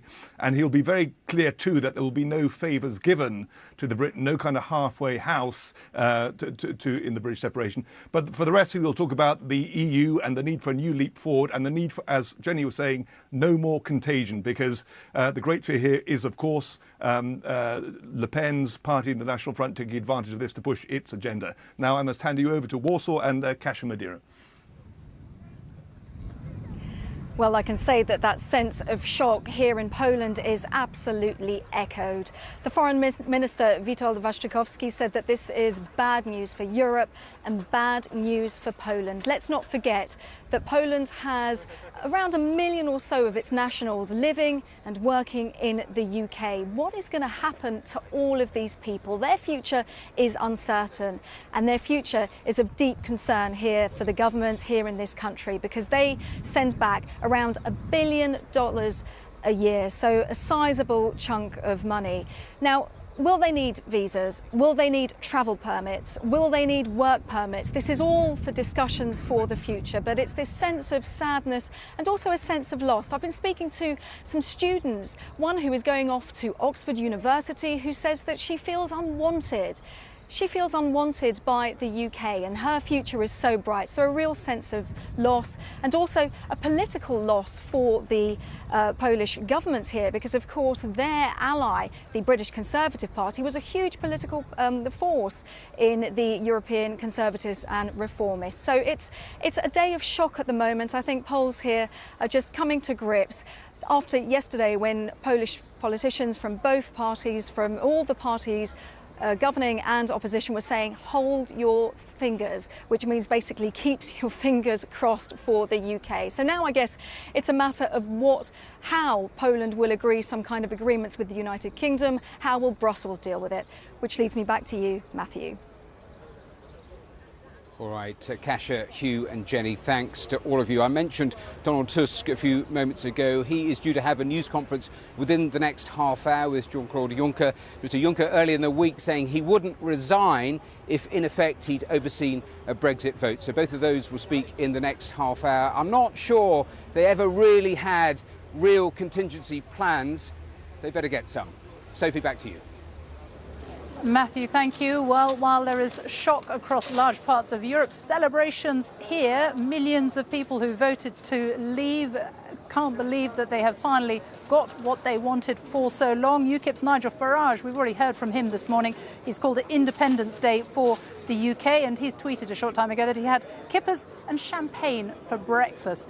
The people we haven't heard from yet, though, are the key figures of the Leave campaign: Boris Johnson, Michael Gove and Labour's Gisela Stewart. They are all expected to appear together at around 11 o'clock this morning. And we are also expecting to hear as well from Scotland's First Minister Nicola Sturgeon, all around 11 o'clock this morning. We will, of course, bring you that live as soon as it happens. In the meantime, let's give you a proper breakdown of how the United Kingdom voted yesterday. Over to the BBC Newsroom now, and Christian Fraser. Thank you, Sophie. Good morning, everyone. Yes, let's have a look at those numbers then in a little more detail. All the results in. We'll start with a look at England, shall we? Over 28 million people voted on Thursday. You can see that there was a pretty high turnout. In fact, the biggest turnout since 1992. They were saying that a big turnout would be good for Remain, but the bookies, the city, the pollsters, they all got it wrong. 6% lead for Leave in England. And just look at that huge slug of blue through the country there in the rural parts of Britain, in Cornwall, Devon, Dorset, right through into Lancashire and Yorkshire, into big Labour supporting areas. And these little maroon spots of yellow here, the metropolitan areas, so Liverpool, Manchester, Leeds, York and Harrogate, more affluent areas of course, and then Newcastle up here. But Newcastle only by the slimmest of margins, and I think when you look at the map, it's those areas that they expected to win in, places like Durham, Sheffield, Coventry, Watford, where they just didn't get the vote out Remain and where they were losers on the night. Of course, London we expected to be Remain, nearly all of London in the Remain camp, but not all of the southeast. Large parts of Kent there in blue. In fact, I think I can show you the top 5 areas that supported Leave. You'll see that 2 places in Lincolnshire are top of the pile. There you go, Boston and South Holland, well over 70% there. Castle Point in Essex, Thurrock and Great Yarmouth we know as big UKIP areas. And I'll just show you the top 5 Remain.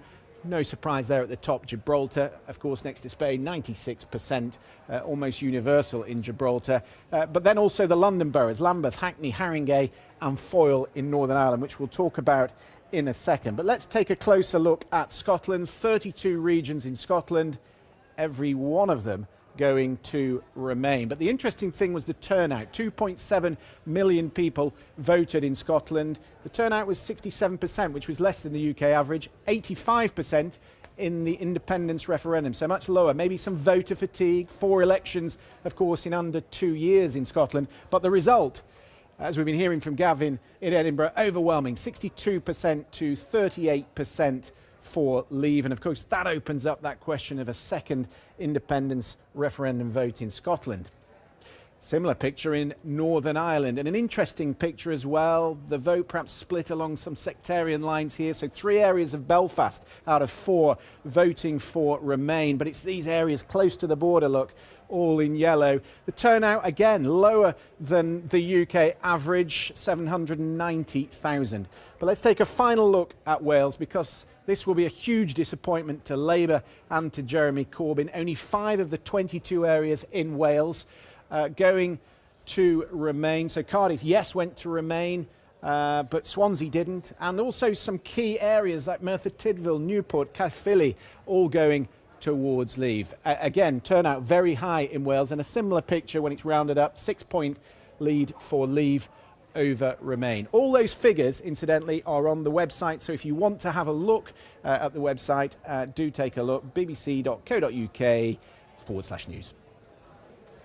Christian Fraser, thank you very much. Well, a short time ago, the former Prime Minister, Tony Blair, gave his reaction to the referendum result, and he said that he felt personally sorry for David Cameron. This is what he had to say. We are a divided country, which is why it's important for the Prime Minister and for others to try and bring the country together and work out a way through this. And I don't think we should take any rash decisions at the moment. In the next days and weeks, we've got to see what the fallout is. We've got to handle that in a mature and sensible way. I think the Prime Minister is absolutely right not to invoke the Article 50 process at this point in time.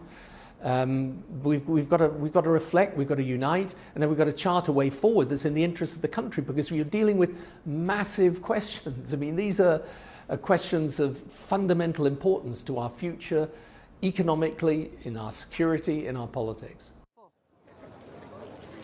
Tony Blair speaking there this morning. Well, political reaction continues to filter through both to Britain's historic decision to leave the EU and to the Prime Minister's resignation. Let's go to College Green at Westminster and Andrew Neil.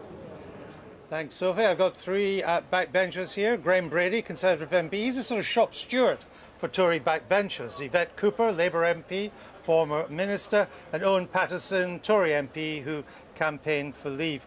Graham Brady, we voted to leave the European Union. The governing party now has a leadership contest. Aren't we in for a summer of huge uncertainty? Well, I think the Prime Minister did 2 important things this morning, alongside what was a pretty unexpected announcement that he will be going in a short timescale. The first was that he made it clear that he's not going immediately, so we have that period of continuity at least running up to the autumn, and I think that's crucial in settling the markets and calming people down.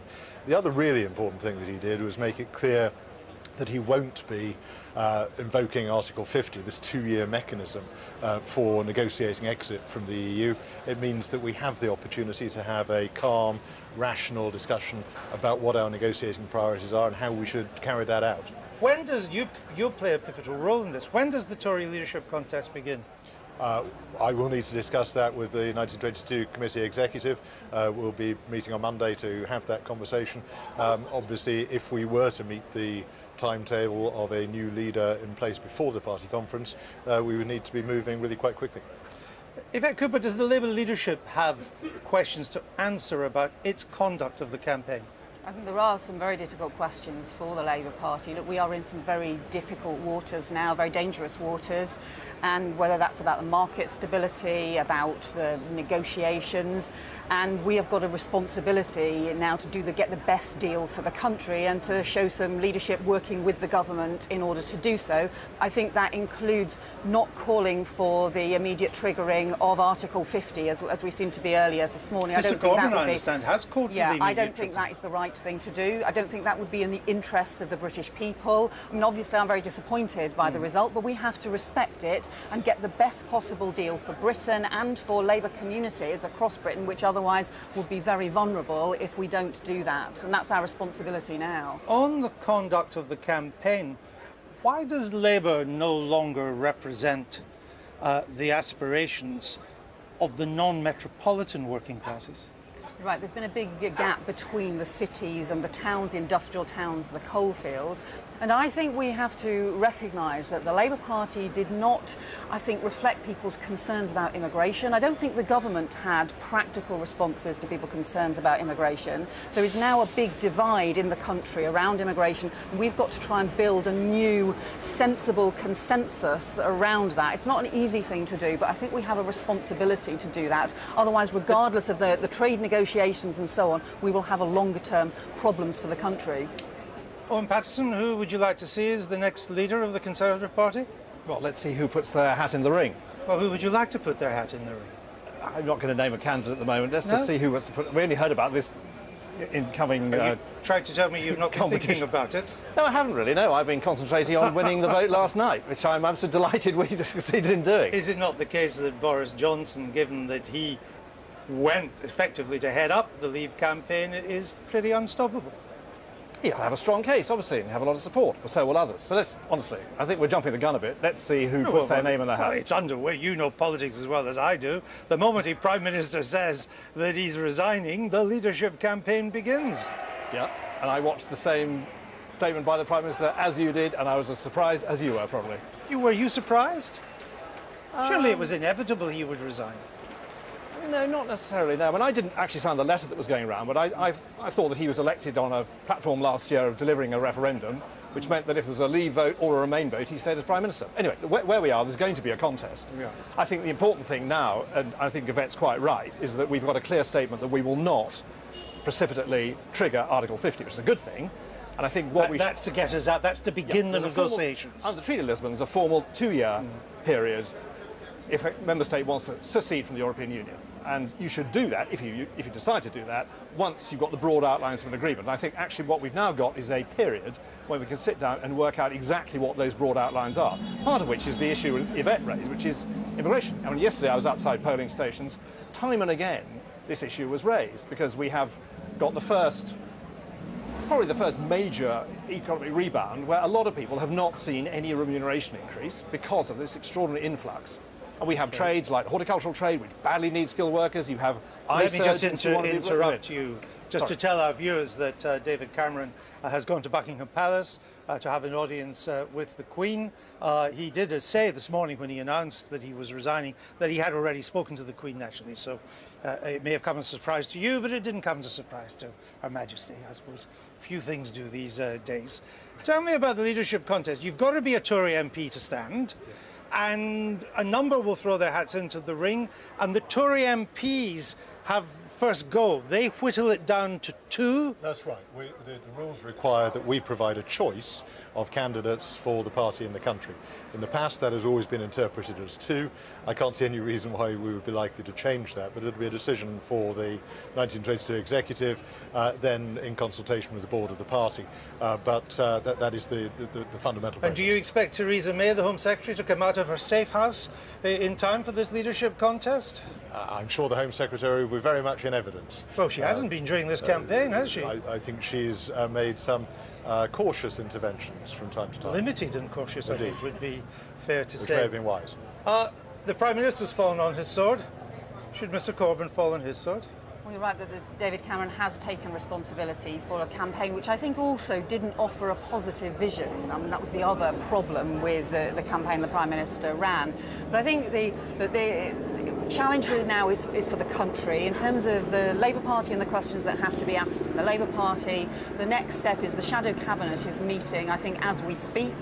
And I think it's for them now to set out, well, what kind of leadership are we going to be providing in terms of unifying the country, in terms of addressing the problems and the concerns for Labour voters in the towns and the coalfields that did not support the Labour Party's and the Labour leadership position, but also how are we going to now work with the government to get the best deal for the country and make sure Labour would you like Labour to be on the negotiating committee? Well, I think the whole party is going to have to work with the government on this, and also with our trade unions across the country, and with as many voices as possible.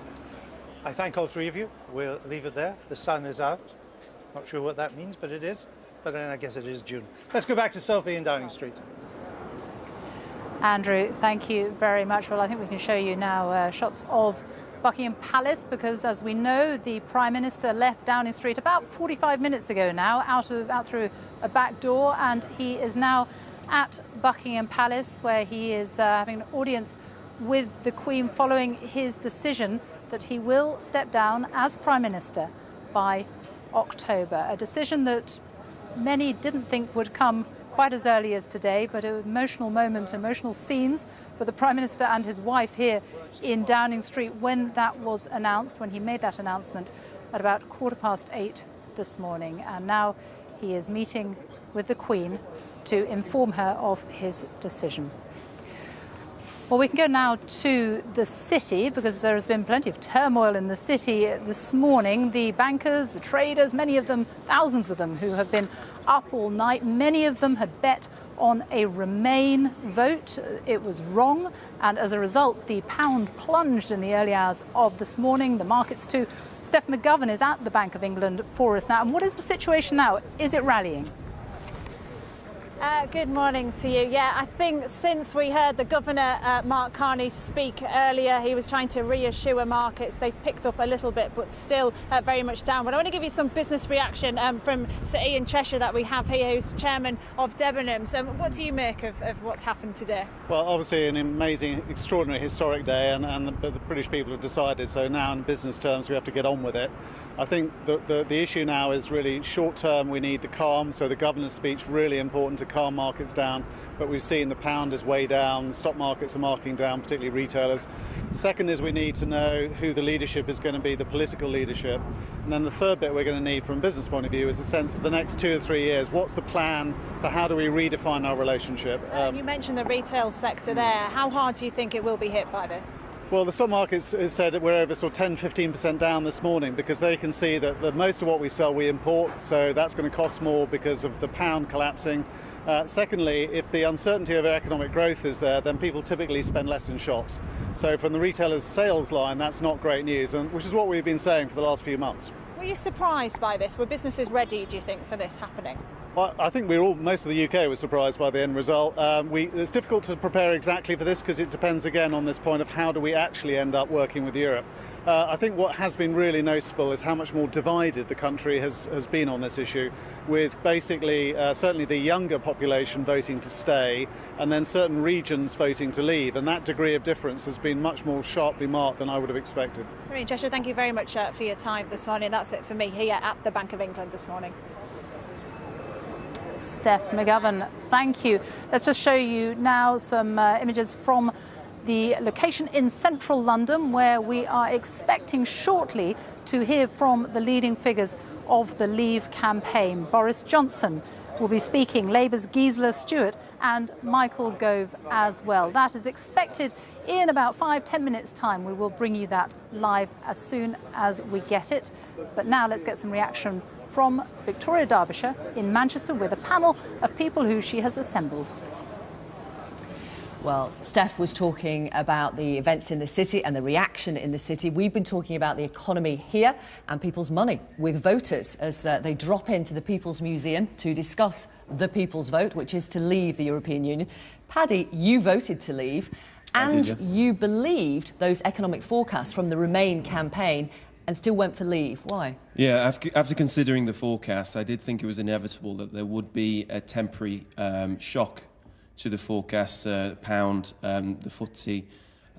But I think that for the point of democracy, to be able to make our own laws and to decide our own sort of future, plus the strength of the UK economy, I believe that would only be temporary, but I thought that would be... But so a potentially a temporary recession? Yes. Some job losses, that will be worth it for the strength that it gives our democracy? I believe that there would be a pessimistic sort of devalue of the pound, let's say.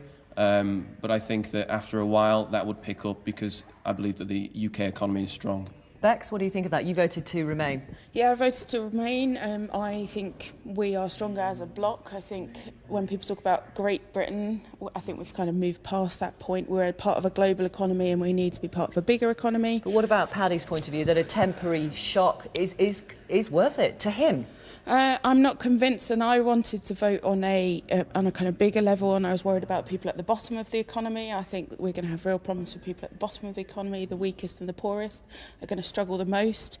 I think I'm going to be okay, but I have got worries. I bought a house 10 weeks ago, and we don't know what's going to happen with the interest rates. I work in academia. A lot of that money comes from the EU. So where's all that going to go? So I've got some personal worries, but I've also got some worries for the poorer people of the world.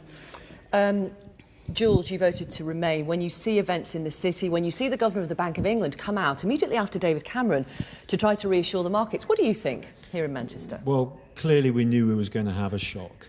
It's probably been a double whammy with David Cameron going as well.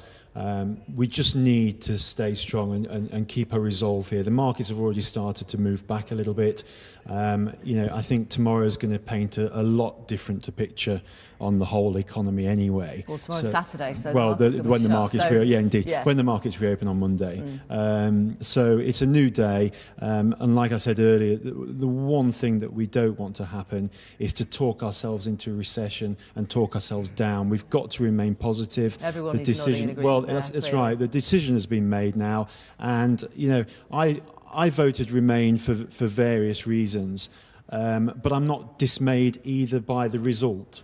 So for me personally, I'm going to get behind it in any way I can, and just look forward to a brighter future. The decision's been made. Let's just all get behind it, keep smiling, and do that the best we can. Do you feel positive, like Jules does, Bex? Do you accept the result? I do accept the result. We're in a democracy and the decision has been made. I know there's a petition going around to overturn it. I'll be interested to see what happens with that. What, an online petition? Yeah, okay. With people saying, it wasn't representative and it's too tight and it should... Oh my gosh, it was a huge turnout, 72%. So I thought that's kind of fascinating. But I mean, we were out late at an industry event last night, so got up just in time to see and was really surprised. But the one thing that had persuaded me maybe towards the Leave vote was the idea that I'm in a digital economy, so it's very global, and therefore does geography actually matter that much? But I think there is still something about geography and local history and being part of an area that we've had relationships with for a long time. Do you think that stops now? No, I don't think it stops. Okay. That's what I hope. But I'm hoping that the kind of vitriol that's gone on with the campaign, that people can leave that behind and say, if this is where we're going, then we need to go this way and we need to go in a positive way. Thank you, Bex, for the moment. Thank you, all of you. And more from Manchester a little later. Victoria, thank you.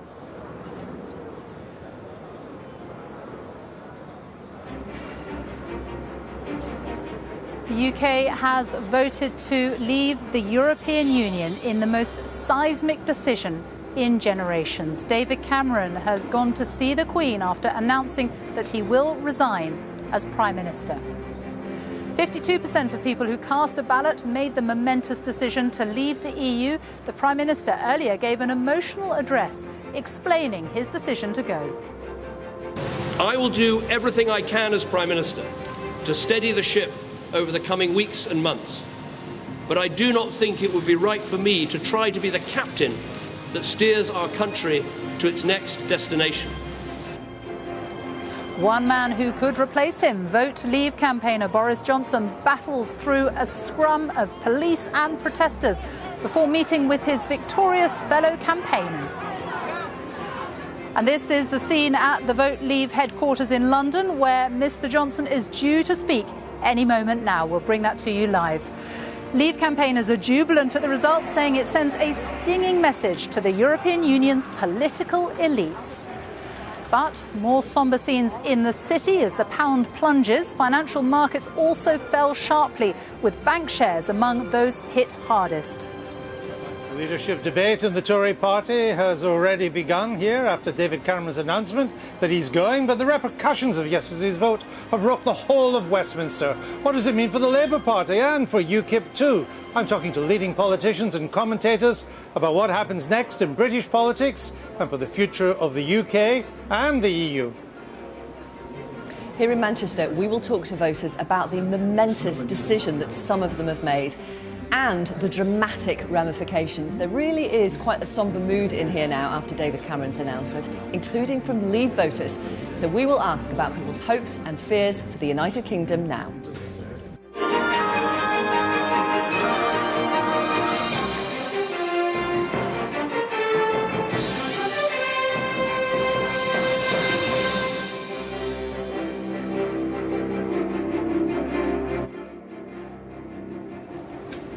Good morning from Downing Street. After more than 40 years, Britain has voted to end its membership of the European Union.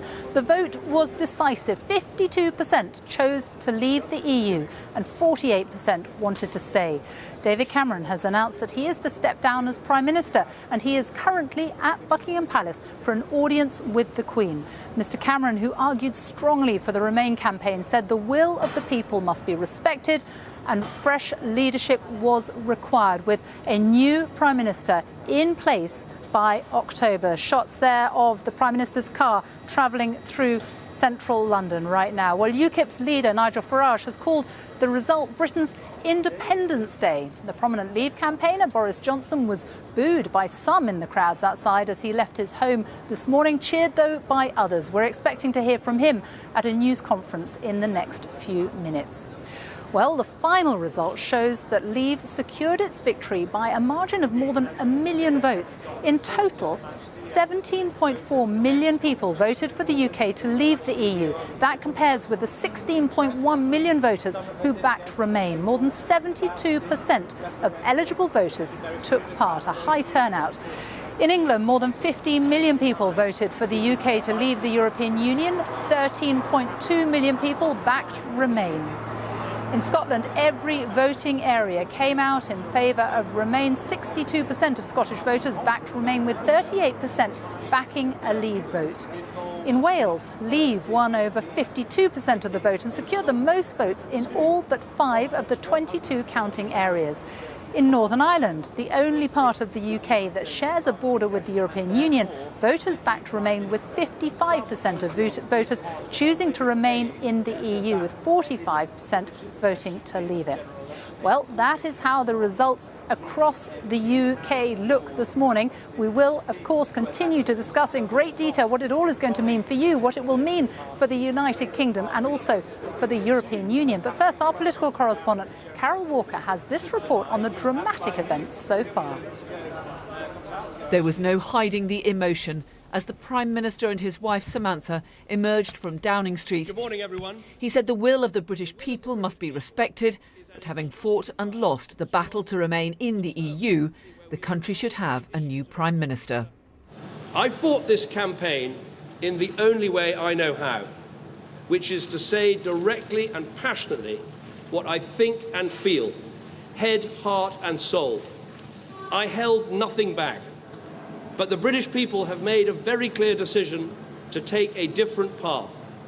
And as such, I think the country requires fresh leadership to take it in this direction.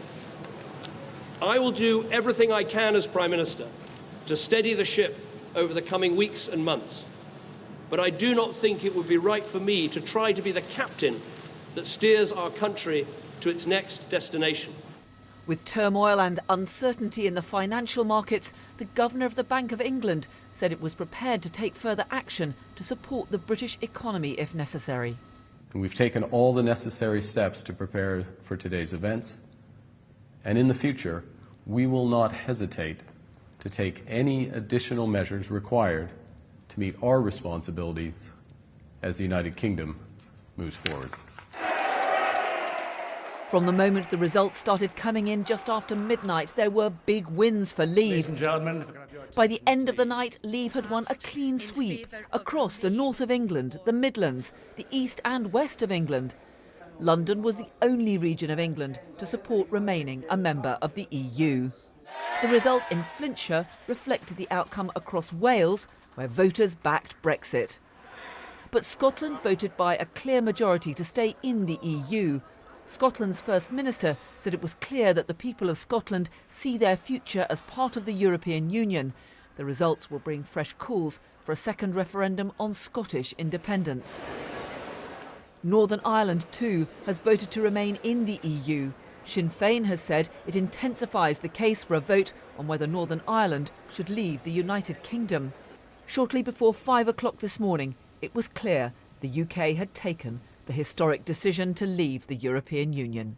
Well, at 20 minutes to 5, we can now say the decision taken in 1975 by this country to join the common market has been reversed by this referendum to leave the EU. UKIP's leader, Nigel Farage, said he was thrilled that the country had decided to break free from what he called a failing, dying European Union. 17 million people have said we must leave the European Union. We now need a Brexit government. A government that gets on with the job. A government that begins the renegotiation of our trade relationship. The Labour leader said he hoped the negotiations with the European Union would include efforts to protect British workers. Clearly, there are some very difficult days ahead. The value of the pound has already fallen, and there will therefore be job consequences as a result of this decision. Thank you very much. A momentous day for Britain, for Europe, as the country embarks on a new and uncertain future, outside the EU and under a different leader. Carol Walker, BBC News, Westminster. Well, I'm joined now by our assistant political editor, Norman Smith. We've seen David Cameron has left Buckingham Palace now. He's driving through central London. We don't know where to. Next, we are expecting to hear from the leading Leave figure, Boris Johnson, who potentially could be taking up residence here. More than potentially, perhaps likely to be taking up residence, because he is absolutely in pole position now. We'll hear from him shortly. We haven't really heard an official response from the Leave side yet. We've heard plenty from Nigel Farage. Nigel Farage has been urging a quick retreat from Europe, if you like. He doesn't want us to hang around. Everything we've heard from the official Leave campaign is, let's not rush this. But I think we can cross actually to the Leave campaign, and there's Gisela Stewart, Boris Johnson and Michael Gove, and Gisela Stewart is speaking. Went to the voting booth and made their decision about a relationship of over 40 years with the European Union. It was the largest and most extensive democratic exercise we have seen. And the people by a majority decided that they wished to leave the European Union. Vote Leave is a cross-party organisation, and we have always acted in a way which was in the interest of the country and not in sectional interests. I think it is now incumbent to all party leaders to also reflect to what extent they are representing and reflecting the views of the voters. This is the most extraordinary opportunity of democracy. I think the process which is beginning now of implementing the wish of the people will, in the be seen as not only freeing the United Kingdom, but also be in the interest of Europe. We are still, and always have been, an exceptionally outward-looking country. We will continue to be so. We will be a good neighbour. We will be a good internationalist. But we will have taken back control of our democratic institutions.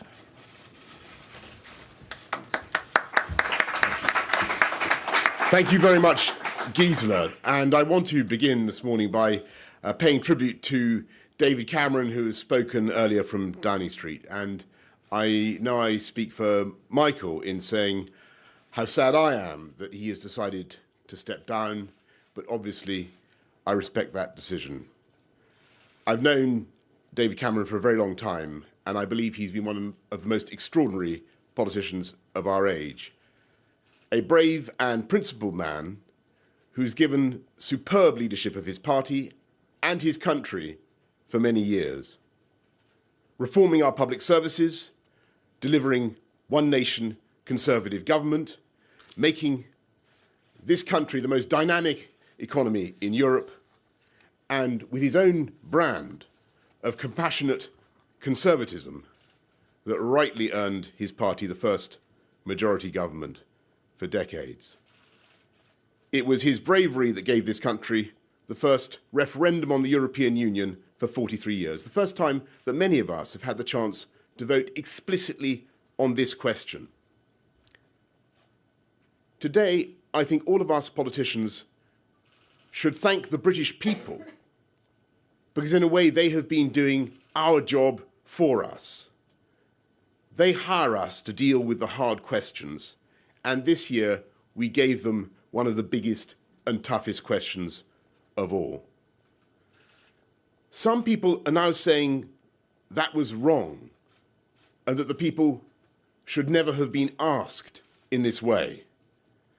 I disagree.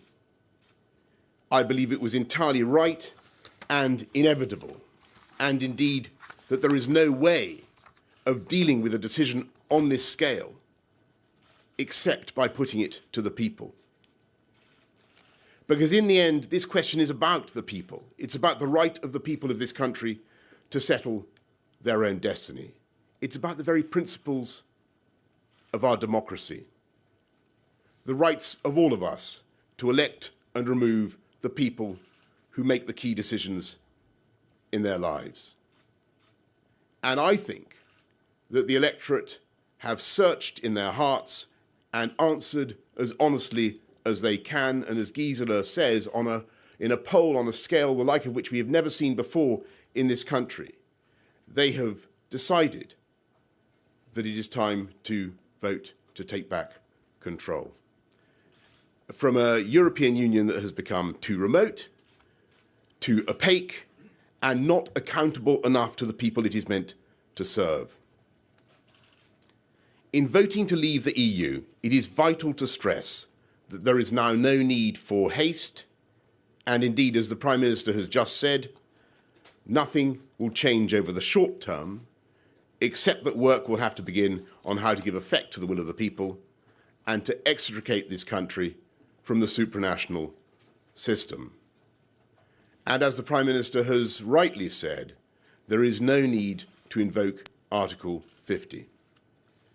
And to those who may be anxious, whether at home or abroad, this does not mean that the United Kingdom will be in any way less united, nor indeed does it mean that it will be any less European. And I want to speak to the millions of people, directly to the millions of people who did not vote for this outcome, especially young people, who may feel that this decision in some way involves pulling up a drawbridge or any kind of isolationism, because I think the very opposite is true. We cannot turn our backs on Europe. We are part of Europe. Our children and our grandchildren will continue to have a wonderful future as Europeans travelling to the continent, understanding the languages and cultures that make up our common European civilization, continuing to interact with the peoples of other countries in a way that is open and friendly and outward-looking. And I want to reassure everybody that, in my view, as a result of this, Britain will continue to be a great European power, leading discussions on foreign policy and defence and intelligence sharing and all the work that currently goes on to make our world safer. But there is simply no need in the 21st century to be part of a federal system of government based in Brussels that is imitated nowhere else on earth. It was a noble idea for its time. It is no longer right for this country. And it is the essence of our case that young people in this country can look forward to a more secure and more prosperous future if we take back the democratic control that is the foundation of our economic prosperity. I believe we now have a glorious opportunity. We can pass our laws and set our taxes entirely according to the needs of the UK economy. We can control our own borders in a way that is not discriminatory, but fair and balanced, and take the wind out of the sails of the extremists and those who would play politics with immigration. Above all, we can find our voice in the world again, a voice that is commensurate with the fifth biggest economy on earth. Powerful, liberal, humane, an extraordinary force for good in the world. And the most precious thing this country has given our continent is the idea of parliamentary democracy. This Thursday, yesterday, I believe the British people have spoken up for democracy in Britain and across Europe. And I think we can be very proud of the result. Thank you finally to everybody at Vote Leave for the extraordinary and positive campaign you have run. Thank you.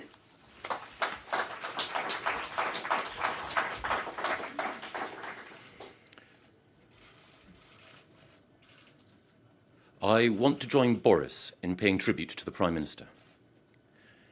He has led this country with courage, dignity and grace. He and the Chancellor rebuilt our economy. He has made opportunity more equal in our society. He has exemplified the very best in public service. He deserves to be remembered as a great Prime Minister. He called this referendum so the British people could decide one big question. Should we leave the political structures of the European Union? The British people have given us all a very clear instruction, and I know that we in politics will work calmly, cooperatively, and consensually to implement that instruction from the people. The British people's vote to leave is the start of a process, and while that process is ongoing, our existing trading relationships with the European Union and the rest of the world will continue as before. In the coming days, government ministers and officials can meet to decide the next steps. Officials and diplomats can start scoping out the broad parameters for full-scale talks with our European friends and with the institutions in Brussels. Our shared mission is clear: securing the best possible terms for Britain. And of course, informal discussions should precede our formal negotiations. Overall, the changes that we will see will be a process of gradual divergence. And it's important that representatives from every part of the United Kingdom, every community, and different political traditions are involved in shaping our future. And we should draw on wisdom from great minds outside politics.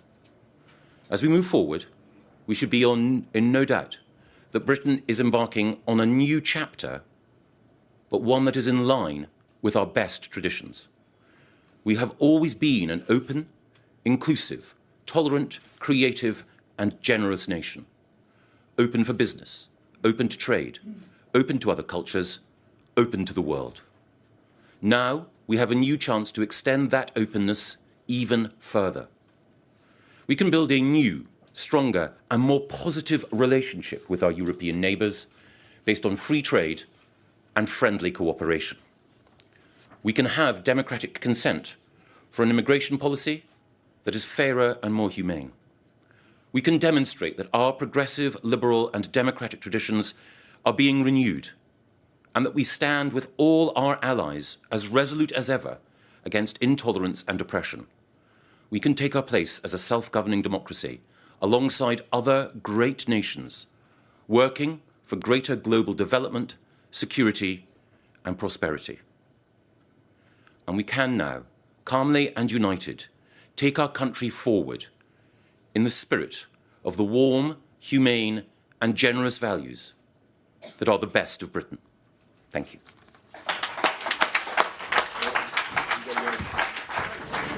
Michael Gove, Boris Johnson and Gisela Stewart leaving the stage there in central London. Our assistant political editor, Norman Smith, is here with me now. I mean, calm, statesmanlike, measured, almost a sombre tone. What did you make of what they had to say? They know this has been a profoundly divisive contest. Indeed, you know, it split the country. And so the message was one of reassurance and binding together. I thought it interesting that Boris Johnson very deliberately went out of his way to appeal to young people.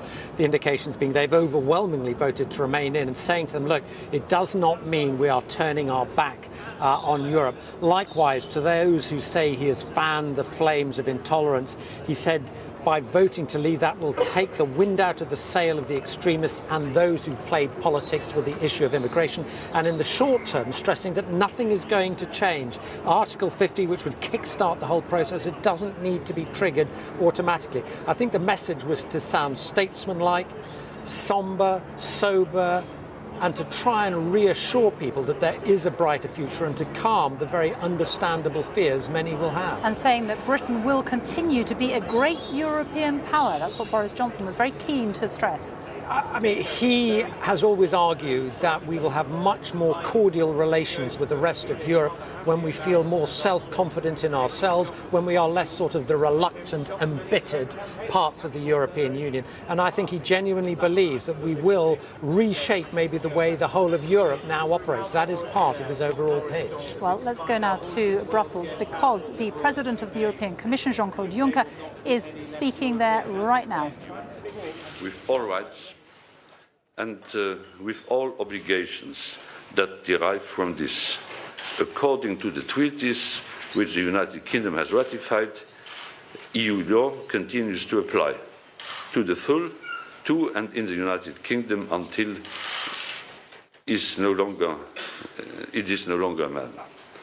As agreed, the new settlement for the United Kingdom within the European Union, reached at the European Council in February this year, will now not take effect and ceases to exist. There will be no renegotiation. There will be no renegotiation. As regards the United Kingdom, we hope to have it as a close partner of the European Union in the future. We expect the United Kingdom to formulate its proposals in this respect. Any agreement which will be concluded with the UK as a third country will have to reflect the interests of both sides and be balanced in terms of rights and in terms of obligations. I will take 2 questions and a half. Thank you, Cécile. Ah, pardon. You are too much. Cécile.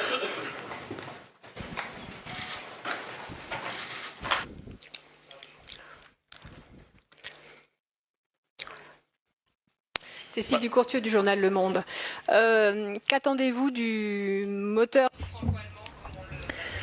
We'd refer to the Franco-German driving force within the European Union. What do you expect from that now over the next few days? President Juncker, well, it's called indeed the driving force, and I expect France and Germany to take a very clear position. OK, well, we're going to leave Jean-Claude Juncker there speaking in Brussels, because we're going to go straight to Scotland's First Minister, Nicola Sturgeon. Scotland, like London and Northern Ireland, voted overwhelmingly to remain in the European Union. We voted to protect our place in the world's biggest single market and the jobs and investment that depend on it. We voted to safeguard our freedom to travel, live, work and study in other European countries. And we voted to renew our reputation as an outward-looking, open and inclusive country. It is significant, in my view, that we did so after a campaign that was positive about the EU and about the benefits of migration. Indeed, I want to take the opportunity this morning to speak directly to citizens of other European countries living here in Scotland. You remain welcome here. Scotland is your home and your contribution is valued. Unfortunately, of course, yesterday's result in Scotland was not echoed across the whole of the United Kingdom. The UK-wide vote to leave the EU is one that I deeply regret. It remains my passionate belief that it is better for all parts of the UK to be members of the European Union. But the vote across England and Wales was a rejection of the EU, and it was a sign of divergence between Scotland and large parts of the rest of the UK and how we see our place in the world. But this vote wasn't just about the EU. It was also a clear expression of the disaffection with the political system that is felt in too many communities. Communities taken for granted by Labour for generations and punished with austerity cuts by the Tories for a financial crisis they didn't cause, used this referendum to make their voices heard. The Westminster establishment has some serious soul-searching to do, and I hope very much that it now does it. But as First Minister of Scotland, I have a duty to respond not just to the outcome across the UK, but also and in particular to the democratic decision taken by the people of Scotland. As things stand, Scotland faces the prospect of being taken out of the EU against our will. I regard that as democratically unacceptable. And of course, we face that prospect less than 2 years after being told that it was our own referendum on independence that would end our membership of the European Union and that only a rejection of independence could protect it. Indeed, for many people, the supposed guarantee of remaining in the EU was a driver in their decision to vote to stay within the UK. So there is no doubt represents a significant and a material change of the circumstances in which Scotland voted against independence in 2014.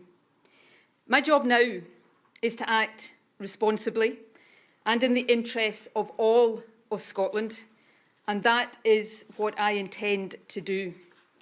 The Cabinet will meet tomorrow morning to discuss our next steps in more detail, but I want to set out now some immediate priorities.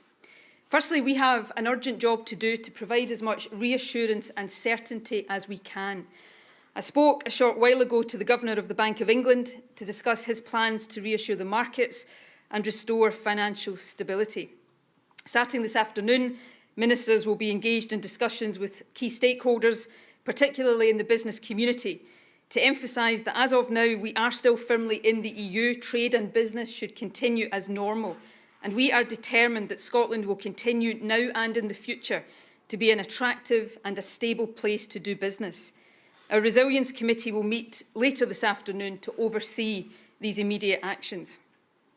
Secondly, I want to make it absolutely clear today that I intend to take all possible steps and explore all options to give effect to how people in Scotland voted. In other words, to secure our continuing place in the EU and in the single market in particular. To that end, I have made clear to the Prime Minister this morning that the Scottish Government must be fully and directly involved in any and all decisions about the next steps that the UK Government intends to take.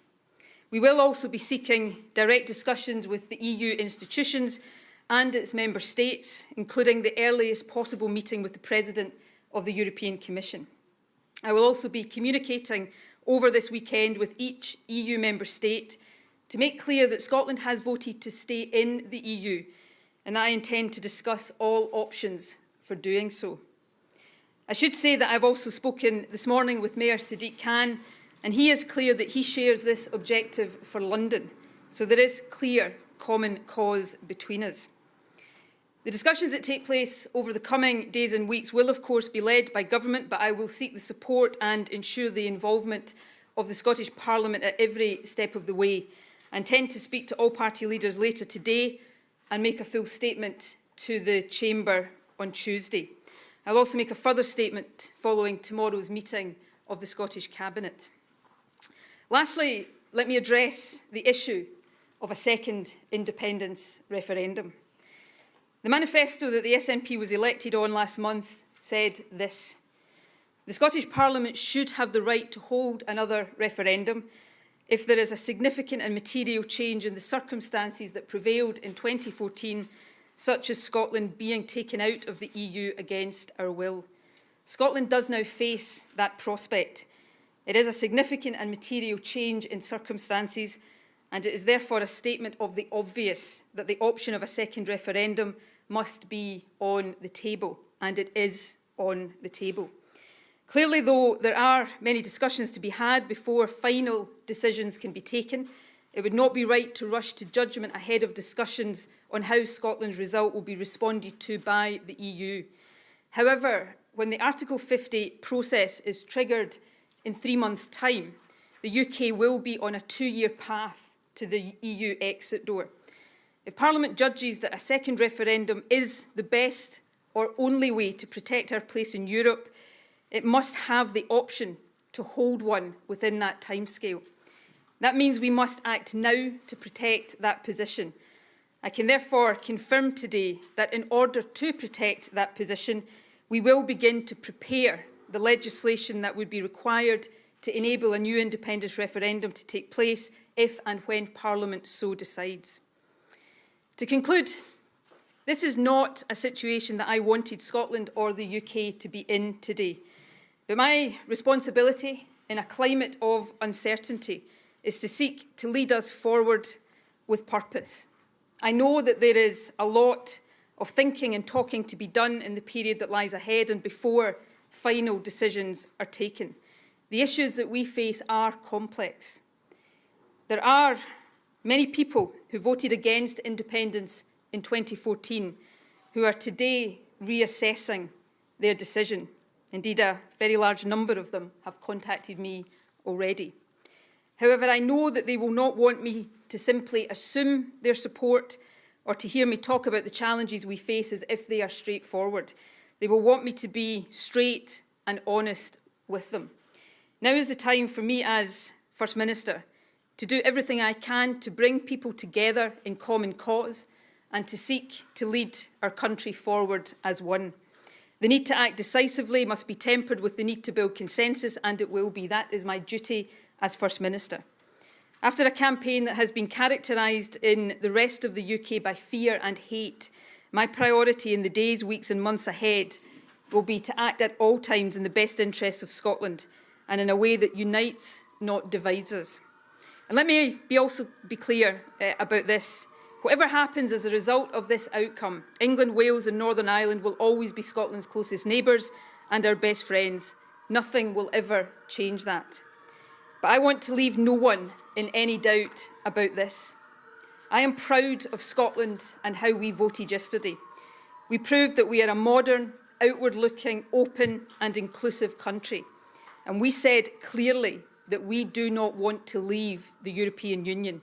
I am determined that we will do what it takes to make sure that these aspirations are realised. In closing, let me just say a word or two about the Prime Minister. David Cameron and I have very many political disagreements, not least over the conduct of this referendum. But as I am learning every single day, leadership is not easy. David has been the Prime Minister of the UK for 6 years. It is a tough job, and whatever our disagreements, he deserves our thanks for his service. I wish him and his family well for the future. From these comments, I'm happy to take some questions. Glenn Campbell. First Minister, if not an independence referendum, what other options are available to you? Well, I think an independence referendum is now highly likely, but I also think it's important that we take time to consider all steps and to have the discussions, not least to assess the response of the European Union to the vote that Scotland expressed yesterday.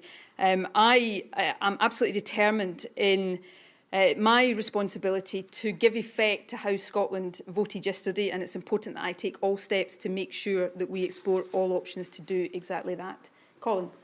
Is that independence referendum that you say is highly likely, will that go ahead with or without consent of Westminster? Because you had consent the last time. Well, obviously, we would seek to follow the same precedent that we did the last time. But, you know, I think in the circumstances where the Scottish Parliament decides that that option is an option that it wants to exercise, I think it would be inconceivable that, particularly in the circumstances that have given rise to this, that the UK government would seek to stand in its way. But, of course, these are some of the discussions that we will be seeking to have in the days and weeks ahead. I'll take Peter. First Minister, you say you want Scotland to remain in the EU. You say that to do that you're likely to propose a referendum. The rest of the UK will be out of the EU.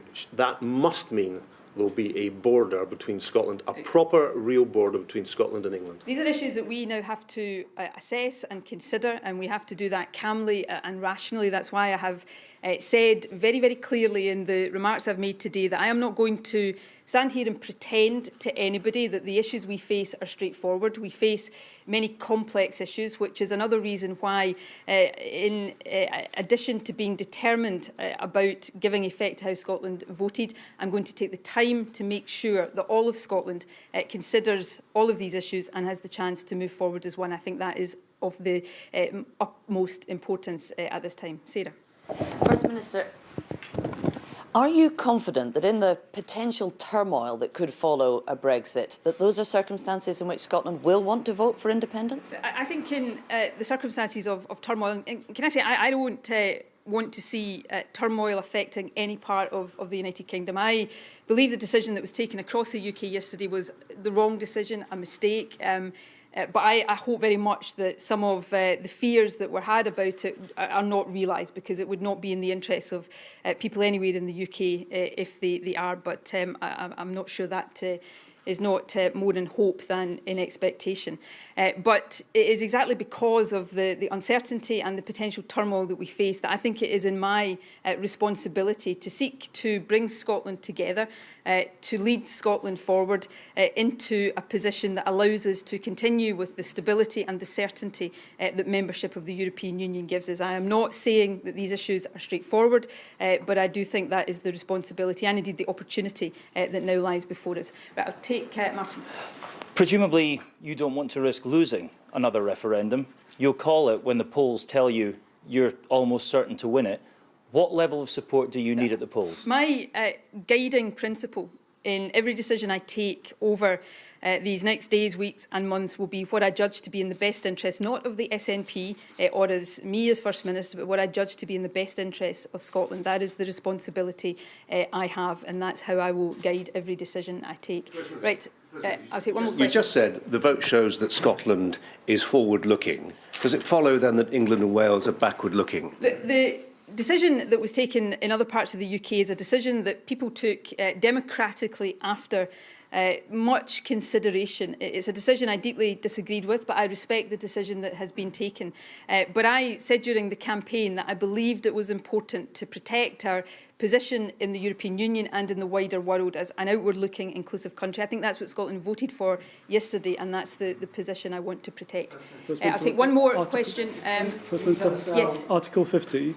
Your predecessor, Alex Salmond, has said he thinks it's absolutely crucial. OK, well, we're going to leave Scotland's First Minister, Nicola Sturgeon, answering journalist questions there now, because we're going to go straight to Germany, where the German Chancellor, Angela Merkel, has just been giving her reaction. She has expressed her great regret at the decision that the UK has taken. European integration, what the day of today means for the next few weeks and months and years will largely depend on as to whether we, the remaining 27 member states of the European Union, show our willingness and ability in this situation not to be too hasty and come to hasty decisions out of Britain's exit decision which would further intensify rifts in Europe. Instead, we have to remain calm and composed. We need to make composed and calm analyses and decisions. In doing so, we need to make sure that, firstly, Europe is varied, and as varied as the peoples of Europe are, their expectations to the European Union are also varied. Time and time again, we are confronted with people who have doubts as regards the direction that the European integration process has taken. That does not only refer to Great Britain, but in some extent or another extent to other countries as well. So therefore we have to make sure that European citizens can feel how the European Union can actually make a contribution for the improvement of the citizens' lives. That is a task for the European institutions, but also for the individual member states. Secondly, in a world that continually integrates, the challenges are far too large in order to make sure that individual states can tackle these challenges. The European Union is one of the largest economic areas of the world. It needs to understand itself as a partner that is accompanying globalization and is able and willing to shape the globalization process. It is a unique society and community of values and ethics, and it is a guarantor of stability. It is only in this fashion that we can guarantee our ideas, our interests, be it social interests, be it ecological interests, be it foreign policy interests and defense policies. It is only then that we can actually maintain our ideas. Thirdly, we have to draw our conclusions of the European exit decision with historical dimensions. It may be hard to imagine, but we should never forget, especially in these days and hours, that the idea of the European unity is the idea of European peace. After centuries of terrible bloodshed, the founding fathers of the European Union found a path which they enshrined these ideas in the Roman treaties nearly 60 years ago. This is and will remain in the future something which is not to be taken for granted. We all see that this world is a world in turmoil. In Europe, we still feel the effects of riots, of unrest and of wars. Wars that have cost the lives of so many people and wars that have evicted so many people from their countries. Germany has a specific interest and also a specific responsibility for the European integration to succeed. Hence, I invited the French President François Hollande and Donald Tusk and the Italian Prime Minister Mr. Renzi to come to Berlin for talks. On Wednesday next week, we are going to increase the circle in order to make our discussions more profound in Brussels. For a member to leave the European Union, we have a clearly designed process. This process envisages many-year negotiations that are to deal with the various aspects of Great Britain leaving the European Union. While the negotiations take place, Great Britain remains a member of the European Union. All rights and all obligations that are a result of the membership will still be in effect until the membership is totally removed. That remains in place for all parties. Our objective should be to design our cooperation and our partnership with Britain as closely as possible. One of our main focus areas for the federal government will be the European citizens and their safety and their prosperity. Ladies and gentlemen, the European Union is strong enough in order to find the right answers to today. I will be active with the entire federal government. That was the German Chancellor, Angela Merkel, speaking there in Berlin. Greatly regrets, she says, the UK decision to leave the European Union. She has called for calm. She says it is important to stay calm and composed. Let's get some more reaction now from College Green. Andrew Neil is there. Thanks, Irv. I'm joined by John Nicholson, SNP MP, and by Stanley Johnson, who is campaigning to remain, but is, among other things, the father of Boris Johnson. John Nicholson, Scotland voted to stay by a pretty big majority. England has voted to leave. The overwhelming votes mean that the UK will leave as a whole. What would be the argument against another referendum on independence? Well, I can't think of one off the top of my head. If you remember, during the independence referendum, and of course you do because you covered it closely, we were told repeatedly that if we voted for independence, we'd be out of the European Union, but that if we voted against independence, it would guarantee our membership.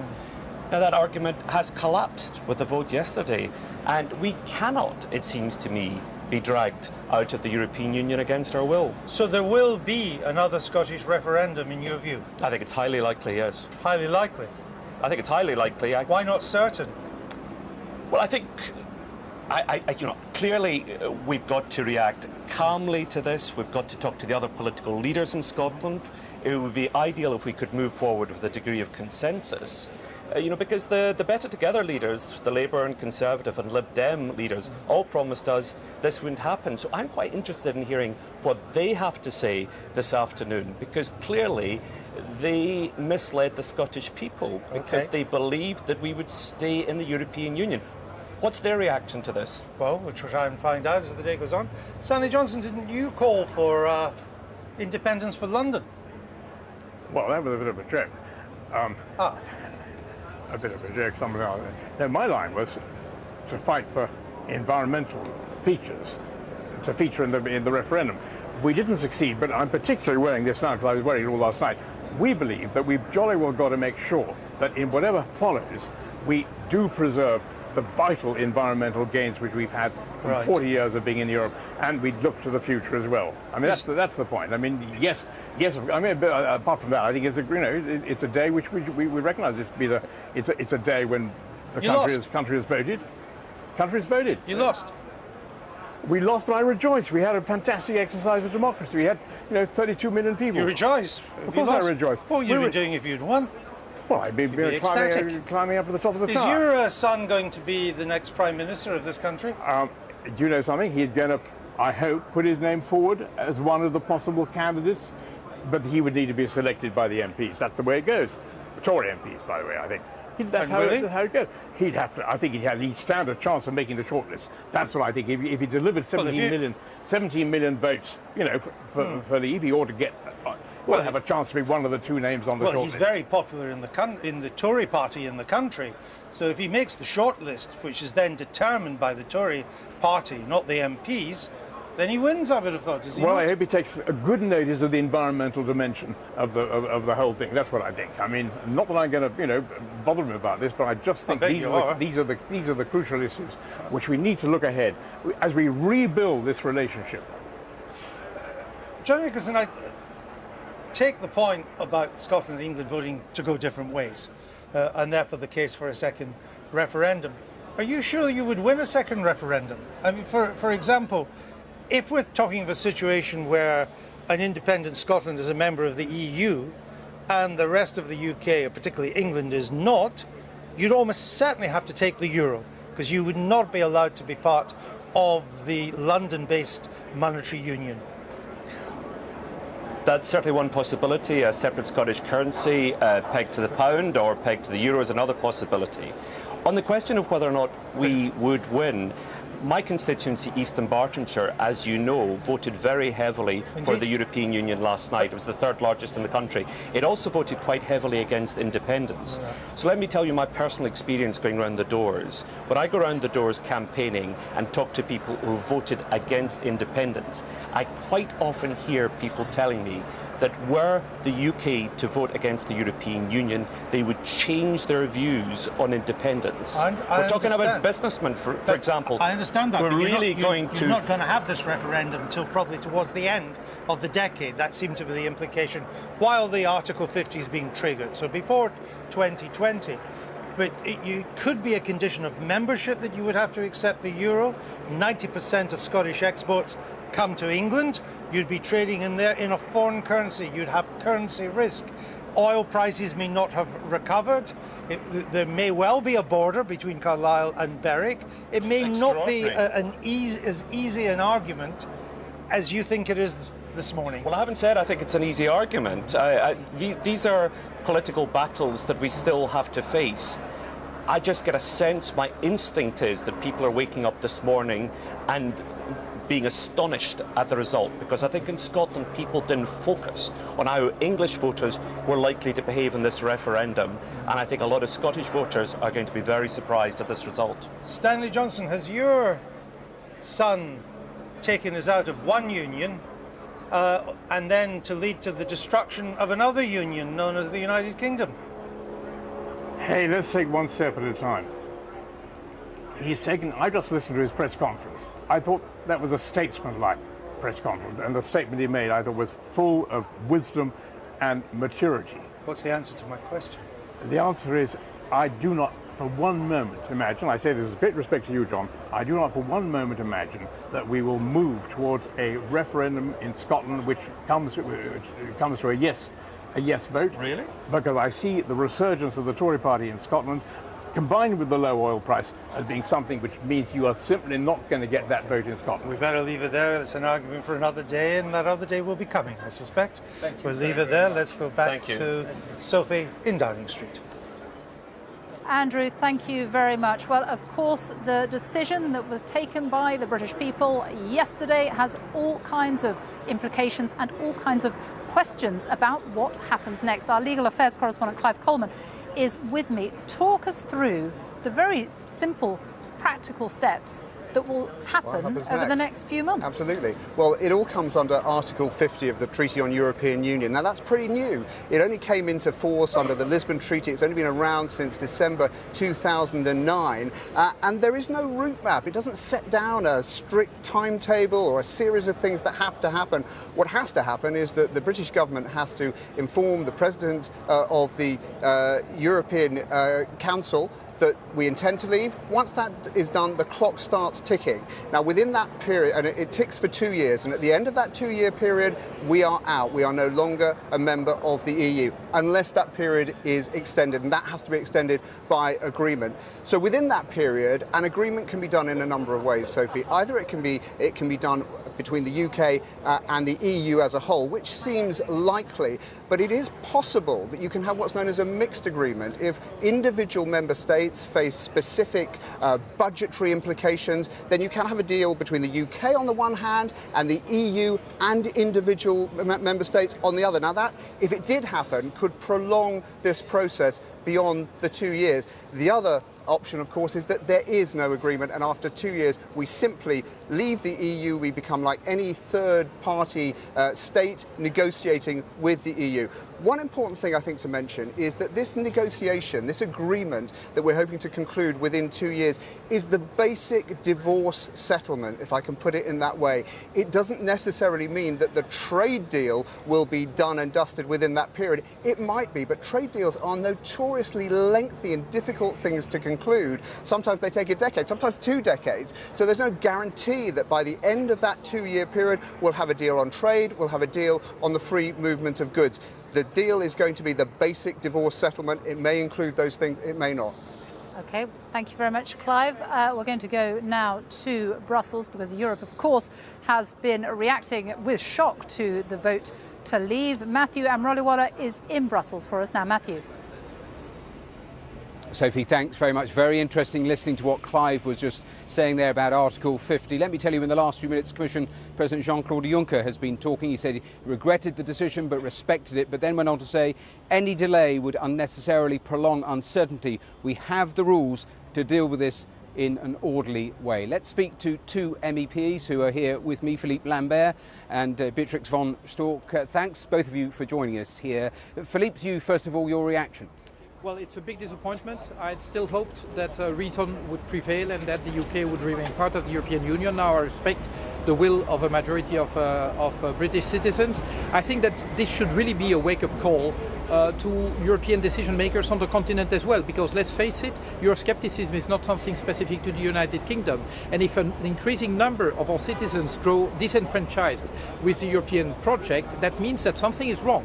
Before we came on, you were saying there's anger as well, and in your view, anger aimed at David Cameron. Absolutely, absolutely. I think he behaved totally irresponsibly, and now, after creating this mess, leaving it to others to clean it up is utterly irresponsible. I do not believe that this was the traditional British leadership.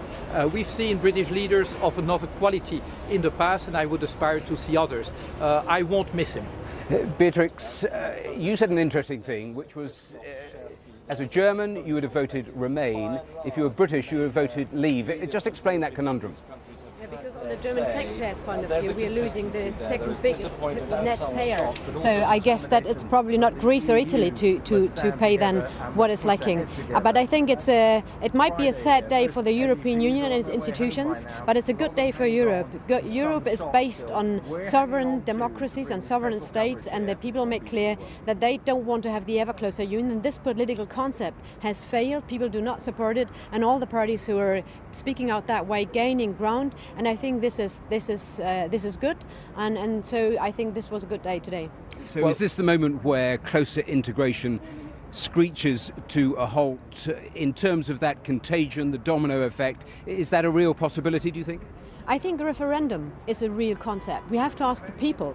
Why not ask the people in all the countries, do you support the idea of ever closer union? Every time when the people had the possibility to decide, that was in Netherlands, that was in Ireland, that was in France, people voted against. It's only the parliaments, it's only the elites who are voting and pushing forward the whole time, and we're losing the people, and the people want a referendum, and if they have the referendum, they take another direction. How tough, how long is it going to take to actually get a deal on free trade, on those issues that have dominated the campaign of sovereignty on immigration, do you think? Well, we don't know, of course, because we never had such a case. But what Ms. von Storch really doesn't get is that if you really want sovereignty, facing the migration challenges, the terrorism challenges, the climate change challenge, controlling the multinationals, she doesn't understand that actually to regain sovereignty, we have to pull it. That's the only way to be strong enough to mean something and to shape our future. No country in Europe is big enough on its own to really shape its future. It's only together we can do that. Just one sentence from both of you, briefly,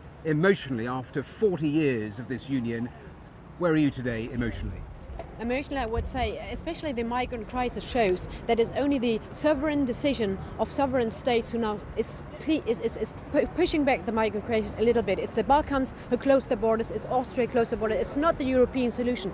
Europe has failed completely on that behalf, and so I think it's Juncker and Schulz who should step down because it's their political concept which does not work.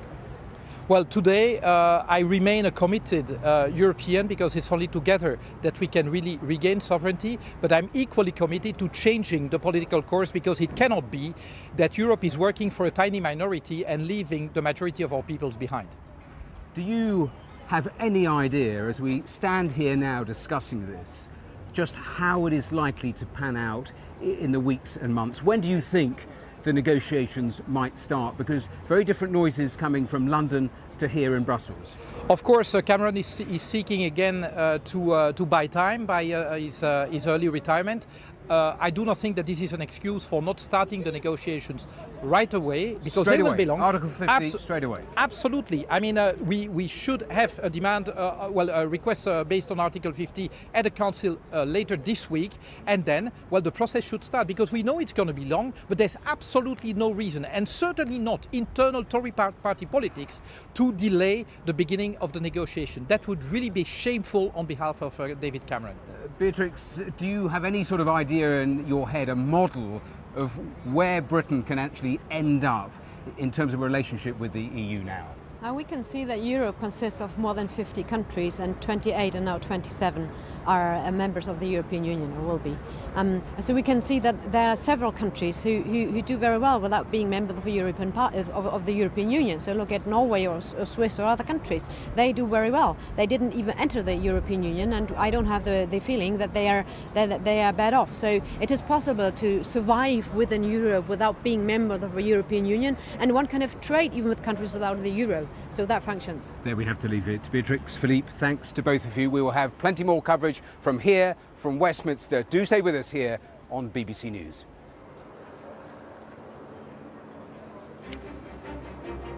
The UK has voted to leave the European Union in the most seismic decision in generations.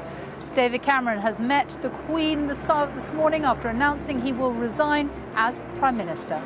52% of people who cast a ballot made the momentous decision to leave the EU. Boris Johnson, who led the Leave campaign, paid tribute to the outgoing Prime Minister.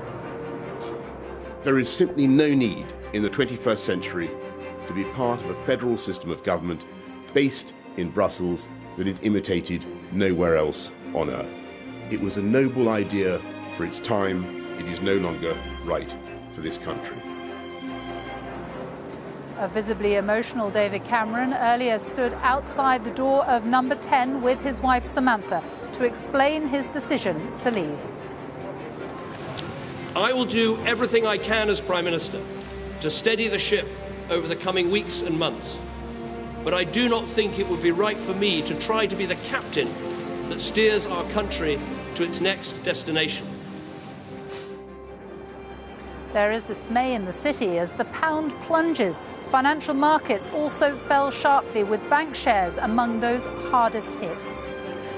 And the future of the UK is again on the table as Scotland's First Minister Nicola Sturgeon says a second independence referendum is highly likely after Scots voted overwhelmingly to remain in the EU.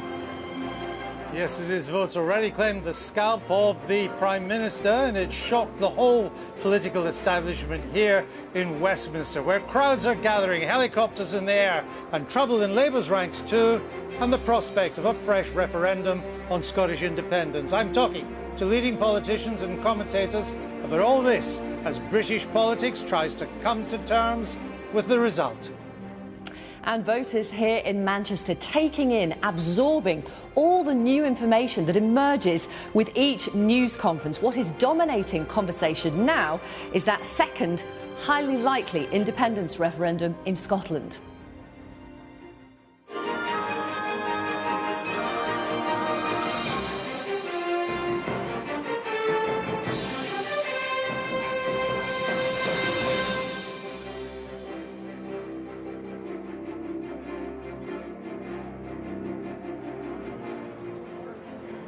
Good afternoon from Downing Street. After more than 40 years, Britain has voted to end its membership of the European Union. The vote was decisive. 52% chose to leave the EU, 48% wanted to stay. David Cameron has met the Queen at Buckingham Palace to formally tell her of his intention to resign as Prime Minister. In the past hour, we've heard from Boris Johnson, Jean-Claude Juncker, Nicola Sturgeon and Angela Merkel, amongst many other world leaders. And we'll have all the latest developments on that in a moment. First, though, let's take a closer look at the final result, which shows that Leave secured its victory by a margin of more than 1 million votes. In total, 17.4 million people voted for the UK to leave the EU. That compares with the 16.1 million voters who backed Remain. More than 72% of eligible voters took part, a high turnout. In England, more than 15 million people voted for the UK to leave the European Union. 13.2 million people backed Remain. In Scotland, every voting area came out in favour of Remain. 62% of Scottish voters backed Remain, with 38% backing a Leave vote. In Wales, Leave won over 52% of the vote and secured the most votes in all but 5 of the 22 counting areas. In Northern Ireland, which shares a land border with the European Union, voters backed Remain, with 55% of voters choosing to remain in the EU, 45% voting to leave it. While speaking here outside number 10 at about 8:15 this morning, the Prime Minister said that he would steady the ship over the coming months, but that fresh leadership was required. I think the country requires fresh leadership to take it in this direction. I will do everything I can as Prime Minister to steady the ship over the coming weeks and months. But I do not think it would be right for me to try to be the captain that steers our country to its next destination.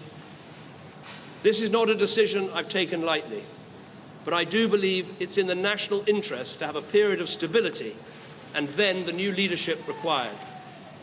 There is no need for a precise timetable today, but in my view we should aim to have a new Prime Minister in place by the start of the Conservative Party conference in October.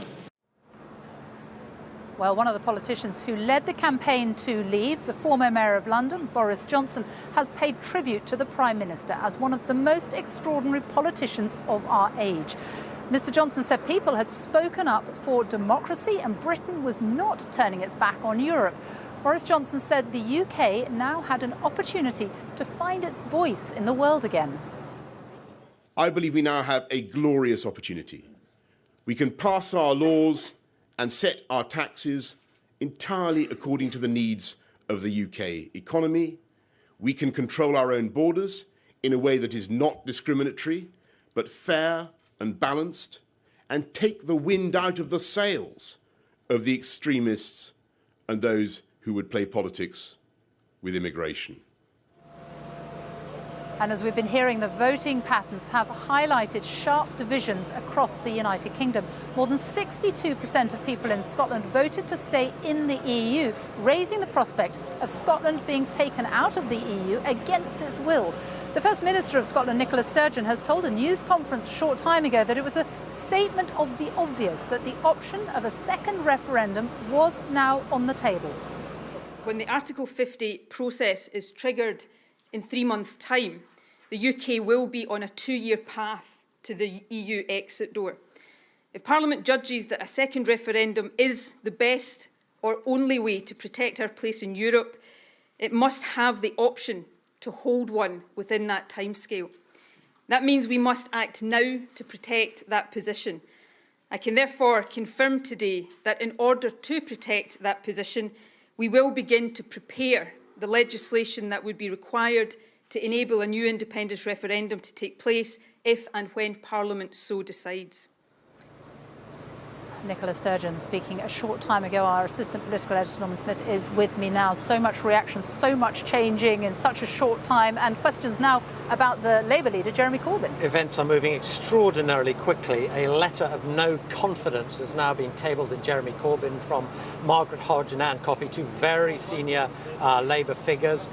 That has been sent to the chairman of the Parliamentary Labour Party, a man called John Cryer. He will consider it. That should then be put to a meeting of the Parliamentary Labour Party for discussion on Monday. If it is accepted, it is quite possible a ballot will begin on whether there should be a challenge to Jeremy Corbyn on Tuesday. So in other words, Mr Cameron obviously has gone this morning. We have the prospect of a second independence referendum, with Nicola Sturgeon clearly indicating that is her one option that is on the table. And now we also have a question mark about whether Jeremy Corbyn will remain as Labour leader. In other words, this whole referendum has pretty much thrown the whole political jigsaw up in the table, and who knows how it's going to end. Seismic is the word we keep hearing over and over again. However you voted, we haven't seen anything like this for generations. But you know, the funny thing about it all is what happens here is the least important part of the whole story. I mean, on any other day, month, year, a Prime Minister resigning, a Labour leader facing a challenge, a possible second independence referendum, that would be massive. They are all big, but they pale in comparison to the enormity of the historic decision we as a nation have now taken. We have basically decided to move away from a settled 40-year period of history when we were part of the common market, the European Union. It is one of those benchmark moments in our island story when we have very consciously decided to take another step in another direction. That is a massive, massive story. It's very difficult, really. Certainly in my lifetime, I can't think of as big a moment. It's one of those profound, life-changing, historic turning point decisions, which actually, despite all the things that are going on today, totally overshadows all of that. The only other thing to say is the pace at which everything is now moving. The leadership contest for Jeremy Corbyn may well begin next week. The leadership contest for David Cameron, I suspect, is pretty much already underway in the privacy of the rooms of key players in the Tory party who will now be considering their options and whether they should stand or whether they should not stand. We will have to move pretty quickly in terms, I would think, of a different sort of shadow cabinet as well. But briefly, we awoke this morning a divided nation.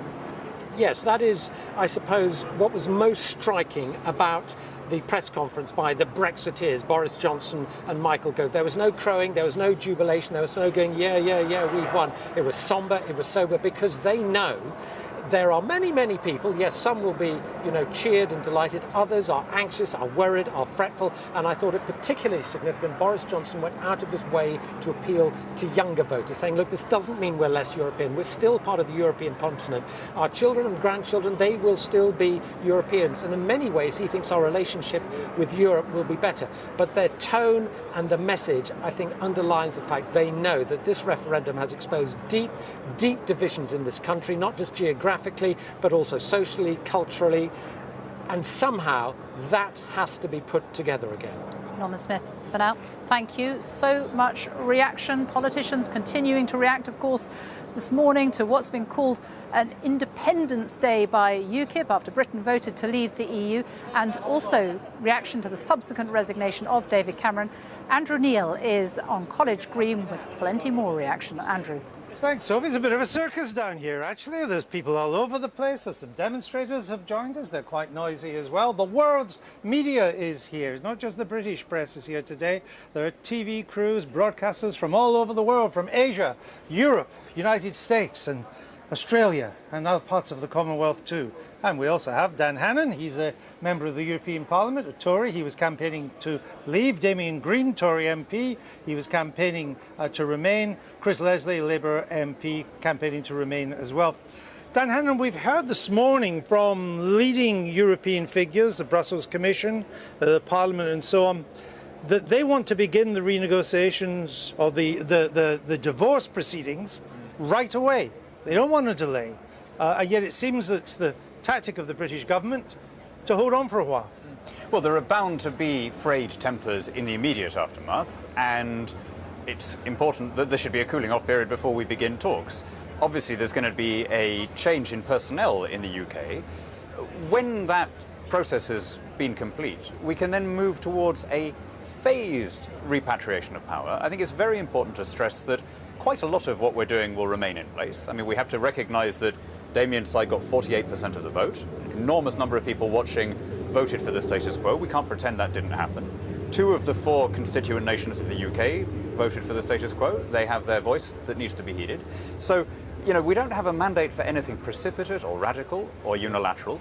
We will want to go ahead with the consent of our European allies, and wherever possible, carrying with us the majority of the British people, not just the 52% who voted to leave. So when these senior European figures say we don't want to wait, let's get on with the negotiations, uncertainty is in nobody's business, you think that we'll be able to talk them out of that? Well, it was very clear even before this referendum began that there was always a deal on offer for us of being in the market but outside political union.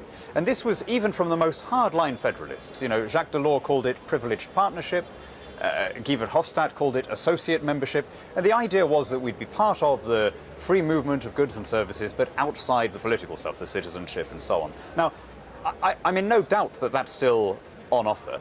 It's a question of getting there amicably and with a transition that, as I say, has a maximum consensus behind it in this country, and that is, of course, fair to our friends and allies as well, in a timescale that suits both sides. Who would be best equipped to lead these negotiations on the British side? Well, I mean, it can't be Sir Humphrey in Brussels.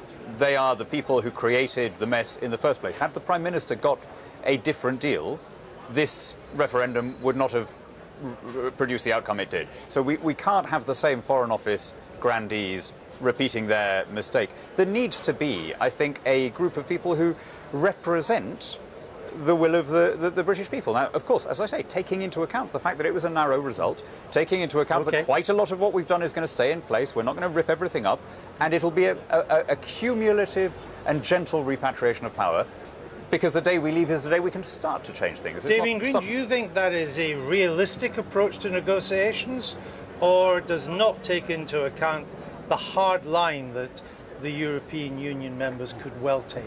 Well, we can't know yet what they will take, or indeed whether there'll be a united front. I mean, one of the problems with the European debate in this country is that it's always posed as Britain versus a bloc. On the other side, there are 27 different countries who will have their own different interests in the renegotiation. I think the problem with Dan's outline of what should happen is the degree of the length of time of uncertainty there would be. I mean, inevitably we're seeing market chaos, as was predicted today. And clearly, I think it was inevitable that the Prime Minister had to stand down as well. But that in itself delays everything by a few months, because clearly you need a new Prime Minister. Who would you like to see head the negotiations? Well, I think that in the end the negotiations have to be led by the new Prime Minister. I mean, I think if you're Angela Merkel, Boris Johnson then? Well, let's see who the runners and riders are first before we get into if that not debate. Him, who? Well, I suspect there will be a lot of people who put their hats in the ring. Yeah, but if not him, who? Well, there are a number of people, and they may stand, but who's going to beat him? I don't know, because I don't know who's going to stand, and until I know who's going to stand, it's a slightly difficult question to answer. Chris, Leslie, we haven't quite got a clip of this, but we've just seen the text of a letter that Margaret Hodge, a leading Labour backbencher, has sent to for consideration of the Parliamentary Labour Party at its next meeting, which I suspect will be Monday night, and it's submitting for urgent consideration that the Parliamentary Labour Party has no confidence in Jeremy Corbyn as leader of the Parliamentary Labour Party. The Prime Minister is going. Is Mr Corbyn's leadership in crisis? Well, I mean, obviously this is a pretty seismic event for the whole country, and I think obviously our first priority has to be to make sure that we respond to this challenge in the appropriate way. But there's certainly some issues from this for the Labour Party. I'm not actually surprised that colleagues from across the Parliamentary Labour Party are starting to think about that. It sounds to me like it's a motion for debate. We had one of these, I think, back in January or whenever, where MPs in the PLP vote on a particular question, like a motion you would have at an ordinary meeting. Would you vote for this motion? Well, it sounds like a standard no-confidence motion. Well, for me, there seem to be 2 or 3 key things that would mean I'd have to weigh them up. For a start, did Jeremy Corbyn manage to speak to our core support across the country? Did he mobilise that support in what the whole of the Labour Party conference, the PLP and others were saying should be a vote in? I think there was a failure there. Has Jeremy got the ability to reach out, to build? If we're having an earlier general election, it could be within 4 months rather than 4 years. So these are serious times. I think there are worries about that. But for me, it's about having an opposition party that can speak to the concerns and the challenges that the public have been saying, whether that's about immigration or whatever those are. And, you know, it's no secret I didn't nominate or vote for Jeremy Corbyn. And so I would say today he does need to consider his position and think about whether he should do the honourable thing. Sounds like you're voting for this motion, yeah? Well, every MP is going to have to search their conscience about it. But yes or a no from you. I think I would need an awful lot of persuading to have a confidence in Jeremy's leadership to go into a general election. We'll leave it there, gentlemen. Thanks. Lots to get on with today. Let's go back to Sophie in Downing Street. Andrew, thank you very much. Well, one of the immediate concerns this morning was the city, the financial markets, how they would react. And they certainly did react, because as the result became clear, the pound plunged its biggest one-day drop for decades. The Governor of the Bank of England, Mark Carney, has sought to reassure financial markets, and he said that the bank was well prepared. Well, Ben Thompson is monitoring the markets in the city. What has been happening in the last hour or so? Are markets rallying? Yeah, Sophie, that's right. We often talk about roller coasters on the markets, but today that all too evident here, and I'll take you straight to the ball, because this is what happened to the pound, and you can see pretty evident overnight as news of that Leave victory started to filter through to the pound. You can see then over the course of the morning it managed to stabilise somewhat, winning back some of those losses, but you'll notice in the last few minutes as New York and as America wakes up to that news that the UK is to leave the European Union, it's starting to lose ground once again. I just want to take you to what the equity equity markets are doing, and you can see across Europe, this is the picture. And what's interesting, the FTSE 100 currently down 4.5%, but it's over in mainland Europe, we're seeing bigger losses. Losses in Frankfurt and Paris. You can see the market there in Frankfurt down more than 7%, also in Paris as well, down 8.7%. So lots of concern, lots of volatility. Some of the biggest losers, we should say, on the London market, things like the airlines, house builders, retail stocks, all down pretty sharply as a result. So why? Well, let's speak to Alex Stewart, who is from Schroders. She's with me this morning. Alex, hello. Hi. Let's talk about this volatility, because we've seen a lot of it this morning. Yes. Is this just a knee-jerk reaction, or is it markets really starting to factor in a new reality, and a new reality for the City of London? Definitely. I mean, up until yesterday, there was a lot of confidence that it was going to be a Remain vote. The bookies were saying that it was something like an 80% chance. So clearly this has come as a bit of a shock to certain parts of the market, and now it's just a case of digesting it and trying to work out what it means. Have we swapped one set of uncertain issues for another? Because the City was looking towards today. We would have a vote in or out. We now know what that decision is, but it strikes me we've just got a whole lot more uncertainty to come. Well, we know we've got a leadership election coming up imminently, and then the negotiations start with the EU, and we've no idea what any kind of form of the agreement is going to take. So the uncertainty is going to be around for a while longer now. What does any of this matter to the average person? Because is this just bankers sat in their offices talking about a future, or is this real stuff that will affect all of us in our pockets? I mean, immediately you're not going to notice a difference other than maybe buying your holiday money in terms of obviously the impact on sterling. But, you know, things will continue as normal until there's a renegotiation. But yes, I mean, the value's been wiped off the equity market. It's going to be more difficult for companies to fund. But the Bank of England are standing ready to support the banking system, so there shouldn't be a problem there in terms of liquidity. But as I say, we all have to just take stock just now and try and work out what does this mean for economic growth, what does it mean for inflation, what does it mean for interest rates. Alex, for now, thanks very much indeed. Alex Stewart there at Schroders. So we're going to stay here all day, keep a very close eye on what happens, and crucially, we saw what happened in Asia, we've seen what's happening in Europe, we'll keep a close eye on that. But crucially, it's just turned 7:20 in New York. We'll get an indication about what markets there are thinking a little later. Back to you. Ben Thompson, we will be back with you for that. Thank you very much. Well, we have gathered a panel of voters, those who wanted to remain, those who wanted to leave. They're in Manchester with Victoria Derbyshire, and we join her now. Yes, and voters have been, it has to be said, really exercised about the possibility of a second independence referendum in Scotland. We are mostly here with voters from the northwest of England, it should be pointed out. Suzanne, you voted to leave. When you were watching Nicola Sturgeon hold her news conference, you were cross. Why? I was just really angry. I'm furious, to be perfectly frank with her, because they've already had the referendum in Scotland. They decided to stay as part of the UK. The UK's voted, and this is the decision. And what we need at this point is unity. We don't need Nicola Sturgeon trying to hijack the whole process so that she can become the independent leader of Scotland. Right, but it's all right for you to vote for Britain to leave Europe, but Scotland can't vote to leave the UK? I think at the moment they've had that referendum. They want to be part of the UK, and the UK has made that decision. I think in the future, if they want to change that, then that's something to think about in the future. But at the moment, we need stability, and she's completely wiping that away.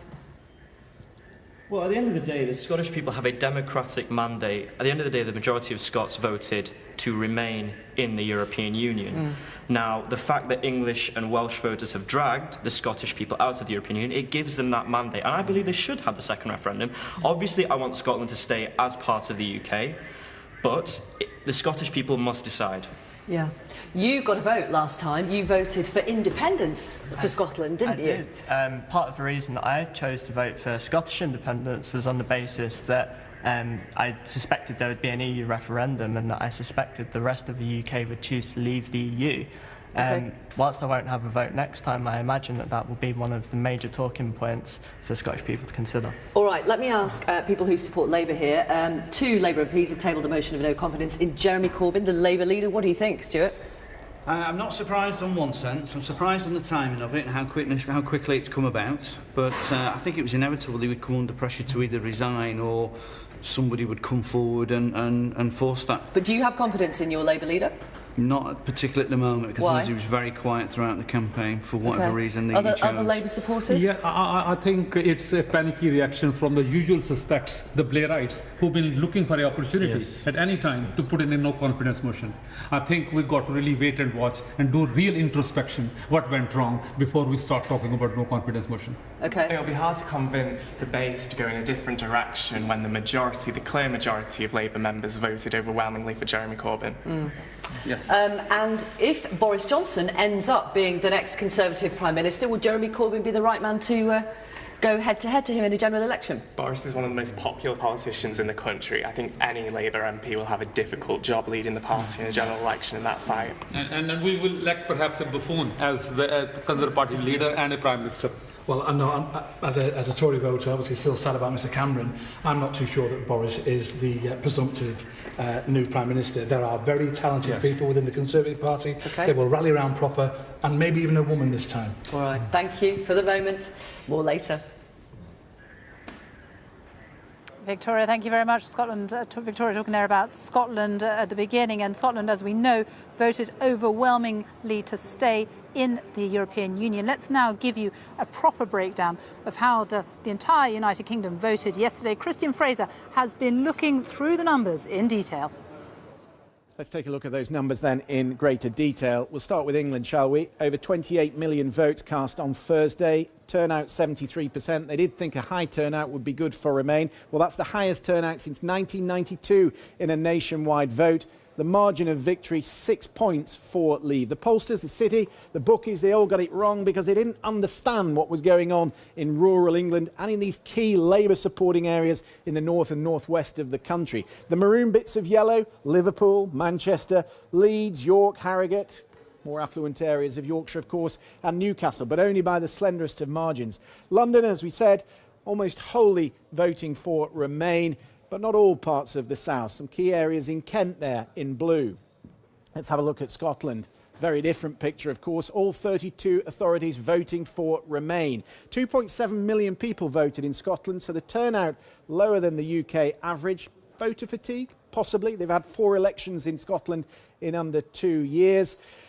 But you can see the result is overwhelming. 62% for Remain against 38%. Edinburgh, 74% in favour of Remain. And that is what is opening up this debate again about a Scotland independence vote. Similar story and picture in Northern Ireland. 790,000 people voting in Northern Ireland. Turnout slightly lower than the UK average. But look at this, all the yellow areas around the border regions. 3 out of 4 areas in Belfast voting for Remain. In Wales, big turnout, but only 5 of the 22 areas voting for Remain. Cardiff, yes. Swansea, no. Areas like Merthyr Tydfil, Newport, Caerphilly, big Labour areas all going for Leave. In fact, let me show you the key Leave supporting areas in the country. 2 of them in Lincolnshire at the top of the pile. So here you go, Boston, South Holland in Lincolnshire, Castle Point in Essex, Thurrock and Great Yarmouth, big UKIP supporting areas. Top 5 remaining, no surprise, Gibraltar there at the top, almost overwhelmingly in favour of Remain. Lambeth, Hackney and Haringey, the London boroughs, foil there in Northern Ireland. Remember, you can check all the results on our website, bbc.co.uk/news. Christian Fraser, thank you very much. We are going to Burnley in Lancashire now. Our correspondent Ed Thomas is there. He's been gauging reaction to the referendum result. He's at a hairdresser's. Ed. Yes, Sophie, 2 out of 3 people here in Burnley voted to get out of the European Union. Speak to people in this town today. They use words like celebration, time for a party, we've got our power back. This is a town shaped by immigration. Some of the most deprived areas in the country are right here in Burnley, and passions were running high here, and none less so than here in this hairdressers. Every single person in here voted. Michael, very quickly, how are you feeling today? You voted out, didn't you? I voted out. I feel quite pleased about it, although I didn't expect it. I certainly didn't think we would win. But what was it that drove you to vote out? Well, because I've never been a lover of the European Union. In the sense, I always feel that I need to be able to vote for an MP, and if I don't want it, I can kick him out. There's no democracy. They're unelected people that run it, and the MEPs really are just a floor show. and I feel that we're better off being run by our own people, and was what we always have been. Okay, thank you, Michael. Thanks for talking to us. Further down here, a very different feeling. Hillary, what are your thoughts today? I'm just worried that about the economy and jobs and terrorists, that we won't get information. Uncertainty. Yeah, that's it. Okay. Is that all right? Yeah, thank you, Hillary. Let you get back to getting your hair cut. Hillary is in the minority, though. Stacey, very quickly, 1 second. What were your emotions when you woke up this morning? I was shocked at first because I honestly didn't think that we'd actually be out, but in a way I'm very happy. I think we can take back our control, and hopefully the NHS will pick up. And I hope they live up to what they've said they're going to do, really, and that's like improve everything that we've got to do. And is that what you were thinking when you voted for exit? Were you thinking of the NHS? Yes, were you thinking of immigration? Yes, I was. Yeah. I have a lot of dealings with the NHS. Member of the family will be there throughout the whole of their lives. So, yeah, it makes a massive difference to me. Like I know what Nigel Farage said this morning, that basically told a lie, but it's got to be better than what it is now. So. Okay. All right, Stacey. Everyone else, thank you very much for speaking to us. A loud and a clear message here from the majority of people in Burnley, across East Lancashire as well. They are happy with the UK voting out of the European Union. Ed Thomas in Burnley, thank you. The time is 12:30. You're watching a BBC News special following the EU referendum. Let's go now to my colleague Joanna Gosling in the BBC Newsroom. After more than 40 years, the UK is to end its membership of the European Union. The decision has been decisive, with the Leave campaign securing its victory by a margin of more than 1 million votes. The Prime Minister, David Cameron, has said he will step down, and a new Prime Minister will be in place within months. In total, 17.4 million people voted for the UK to leave the EU. That compares with the 16.1 million voters who backed Remain. Turnout was 72%, which is the highest level in a nationwide ballot in the UK since 1992. As the UK woke up to the news that it is to exit the European Union, Leave campaigners began celebrating. UKIP's leader Nigel Farage led those in Westminster, saying June the 23rd should now be regarded as Britain's Independence Day. Those from the Remain camp described the result as a catastrophe. Supporters of Remain consoled each other as the campaign received lower than expected support across swathes of England, including the Midlands and the North. Speaking outside Downing Street, David Cameron said he will resign as Prime Minister with a new leader appointed by October. I think the country requires fresh leadership to take it in this direction. I will do everything I can as Prime Minister to steady the ship over the coming weeks and months. But I do not think it would be right for me to try to be the captain that steers our country to its next destination. This is not a decision I've taken lightly, but I do believe it's in the national interest to have a period of stability and then the new leadership required. There is no need for a precise timetable today, but in my view, we should aim to have a new Prime Minister in place by the start of the Conservative Party conference in October. One of the politicians who led the campaign to leave, the former Mayor of London, Boris Johnson, paid tribute to David Cameron as one of the most extraordinary politicians of our age. Mr Johnson also said that in the future, Britain would benefit from the vote to leave. There is simply no need in the 21st century to be part of a federal system of government based in Brussels that is imitated nowhere else on earth. It was a noble idea for its time. It is no longer right for this country. And it is the essence of our case that young people in this country can look forward to a more secure and more prosperous future if we take back the democratic control that is the foundation of our economic prosperity. I believe we now have a glorious opportunity. We can pass our laws and set our taxes entirely according to the needs of the UK economy. We can control our own borders in a way that is not discriminatory, but fair and balanced. and take the wind out of the sails of the extremists and those who would play politics with immigration. More than 62% of people in Scotland voted to stay in the EU. The First Minister of Scotland, Nicola Sturgeon, says that meant the option of a second referendum was on the table. When the Article 50 process is triggered in 3 months' time, the UK will be on a 2-year path to the EU exit door. If Parliament judges that a second referendum is the best or only way to protect our place in Europe, it must have the option to hold one within that timescale. That means we must act now to protect that position. I can therefore confirm today that in order to protect that position, we will begin to prepare the legislation that would be required to enable a new independence referendum to take place if and when Parliament so decides. Well, the political ramifications have extended to the Labour Party as well. 2 of its MPs have submitted a motion of no confidence in their leader. Jeremy Corbyn is criticised for his handling of the referendum campaign by Margaret Hodge and Anne Coffey. They've written to the chairman of the Parliamentary Labour Party. Their motion has no formal force, but it calls for a discussion at the next meeting of the Parliamentary Labour Party on Monday. If accepted, it would be followed by a secret ballot of Labour MPs next Tuesday. In the past hour, the US presidential hopeful Donald Trump has given his reaction. Speaking at the opening of his Turnberry Golf Resort in Ayrshire, he said the US and Britain will continue to be close allies. I don't know, first call or second call, there'll be a very powerful call. It's going to be a great relationship. There'll be great allies. They always have been. And I think zero will change on that score. There's never been a better ally, and I think nothing will change.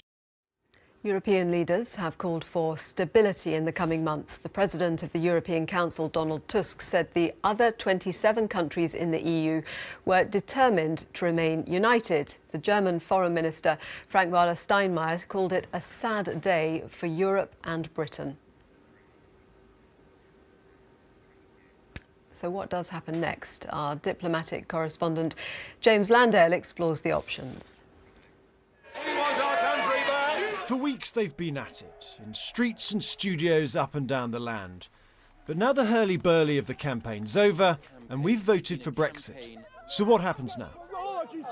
Well, in practical terms, nothing. Britain is still a member of the European Union. David Cameron will still have to attend EU summits and will still have to follow EU rules.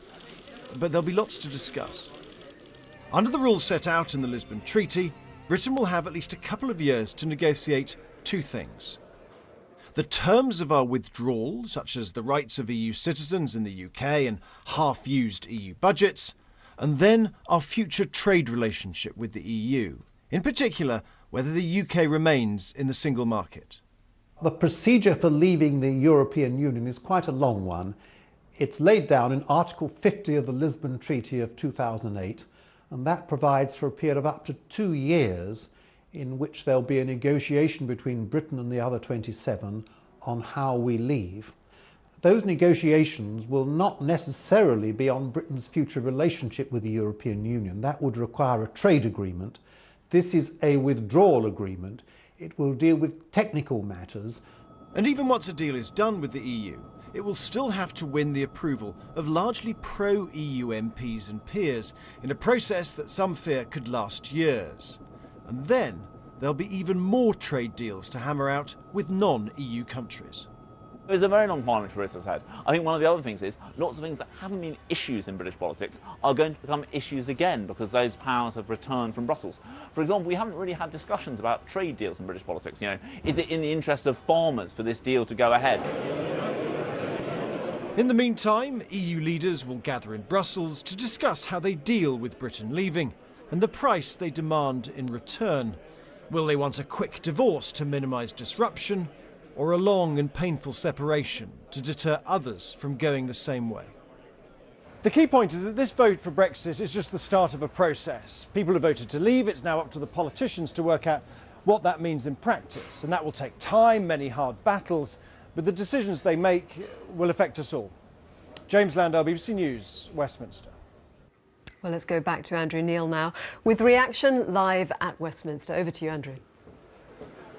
Thank you. Here we are in the BBC platform in the heart of the media village, surrounded by the world's media across the road from the Houses of Parliament, crowds out on the streets, cameras everywhere, curious bystanders. We even had a little demonstration. We have for you Carolyn Fairbairn, head of the CBI, who campaigned very strongly to remain, and John Redwood, Conservative MP, who campaigned just as strongly to leave. Welcome to you both. British business, certainly your members, were by and large for remain. That's not going to happen. What does British business have to do now? So, I mean, this is a momentous day for the country, but it is also a momentous day for British business. As you say, this is not the outcome that they wanted, but they respect the decision and they will they're standing ready to do what they can to make it work. You know, British business is resilient. It understands change. It can adapt. What they want is as much certainty as is possible, and I think some of the things we've seen this morning in terms of the Bank of England and the Prime Minister's announcement of a timetable has really helped. But they now want to see action around certainty, and they want to see real engagement on putting together a negotiating agenda that will work for British business. Do you think it is still possible to have largely the access to the single market that we have at the moment, but not to be in the EU? I think that is what we have to get. It's challenging. We know that. There isn't a model that delivers that without free movement of labour. And I think that is the conversation that we now need to have. And again, business, I think at a sector by sector and region by region level, is just ready to engage with that, to set out what its priorities are. But access to the single market is absolutely at the top of the list. John Redwood, given the importance that immigration seems to have played in this referendum, particularly with Labour voters in the Midlands and in the North, it would surely be inconceivable that in the negotiations the British government would agree to free movement being the price of continued access to the single market. So we won't get continued full access to the single market. Well, who knows? I mean, you're certainly right that the sacred flame of the public will includes us having our own immigration controls and reducing the numbers coming to low-paid jobs from the continent of Europe, and that isn't negotiable. And not paying contributions is very central because we wish to spend that money on our own jobs and our own priorities. Apart from that, we're pretty flexible, and I entirely agree with the CBI that none of us wish to damage business. We wish to maintain as much access as possible. I think it should be possible to have more access than America or Japan has to the single market, but of course they have a lot of access anyway from outside. But we start from the position where we have the full European-style access, and unless somebody wants to change it, why can't it just continue? Carolyn Fairbairn said that business needs certainty.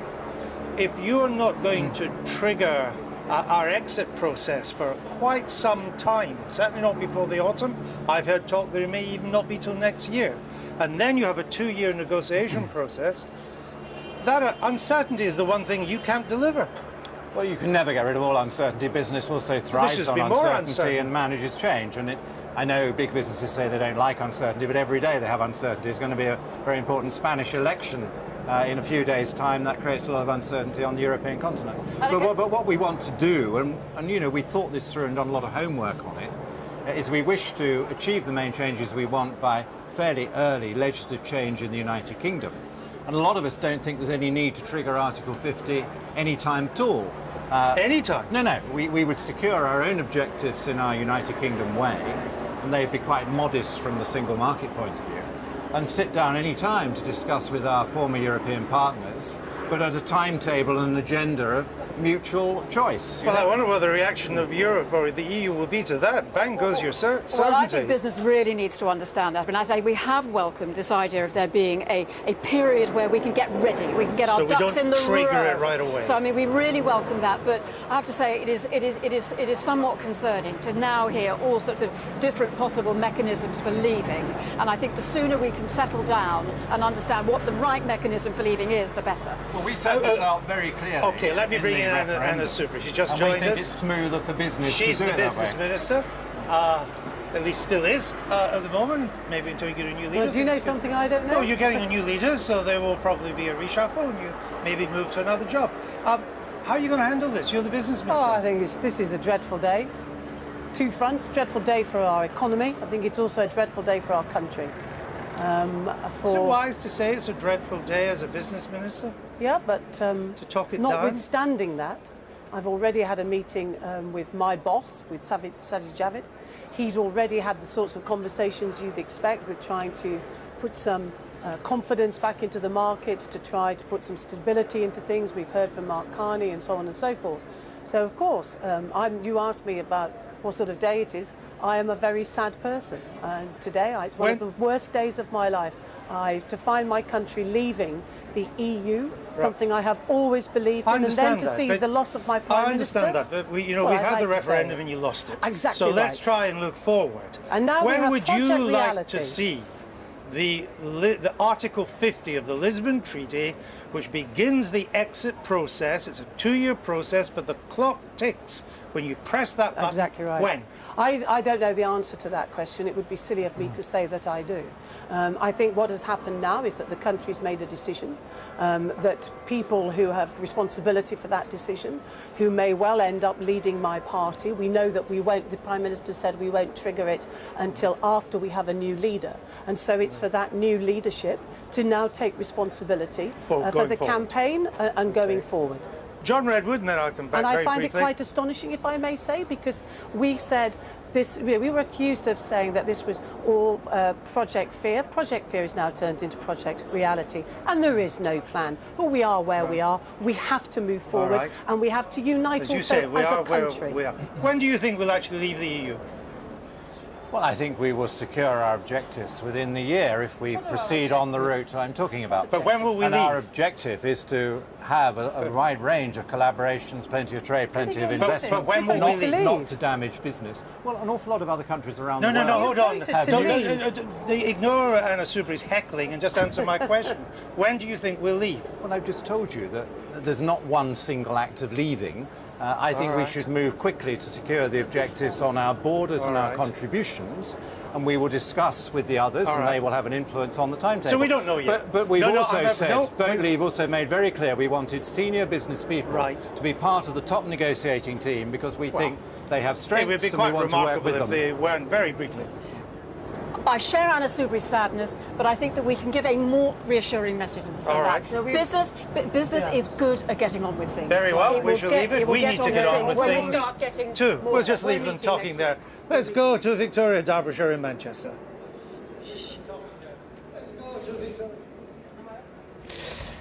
Voters from both Remain and Leave have spent the morning here together, and I think it's worth just pausing for a moment to reflect, to acknowledge what has happened in our country.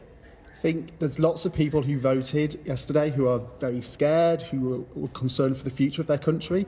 It's a historic day. It's also, I mean, possibly a great opportunity for the future for our country. And I think lots of our elected politicians now need to come together, need to put the country first against their personal self-interest. Okay. And that's the way forward. Who would agree with that? Yes, I think it's been a very, very divisive campaign in my view. It's high time we unite the country and try and sort of protect the jobs, protect the public services, particularly NHS. I think in my view, NHS is in huge threat from either financial consequences of this or the people working from the EU. Okay. We have I think one of the best things of this is there's been a huge turnout, and it's been a brilliant day for democracy. However, and look at the people together. We were all divided. If we can stand together, then the country has to stand together. But what we have to reflect on is the ethics, the morality that was behind the campaigns. That has to change. If we're going to work together on this island, we have to be united together, whatever race, immigration, refugees, whatever. I would take a different stance actually about this being a good day for democracy, and whilst so many people have voted, there have been so many people which have been deprived the right to vote, including EU citizens and actually 16, 17-year-olds, which are going to have to live with this decision the longest. Another reason is because British Britain will have to start a kind of a huge domestic integration to foster unity among all the between Northern Ireland, Scotland, and the rest of the other parts of the United Kingdom. So, which is a very huge and a very long process for integration. Are people genuinely worried about this, the division issue, the unity issue? Really? Yeah. The thing is, we have to look at who's being targeted. It's all well and good for people who want to leave saying, oh, we're not affected because you're not the one who's targeted.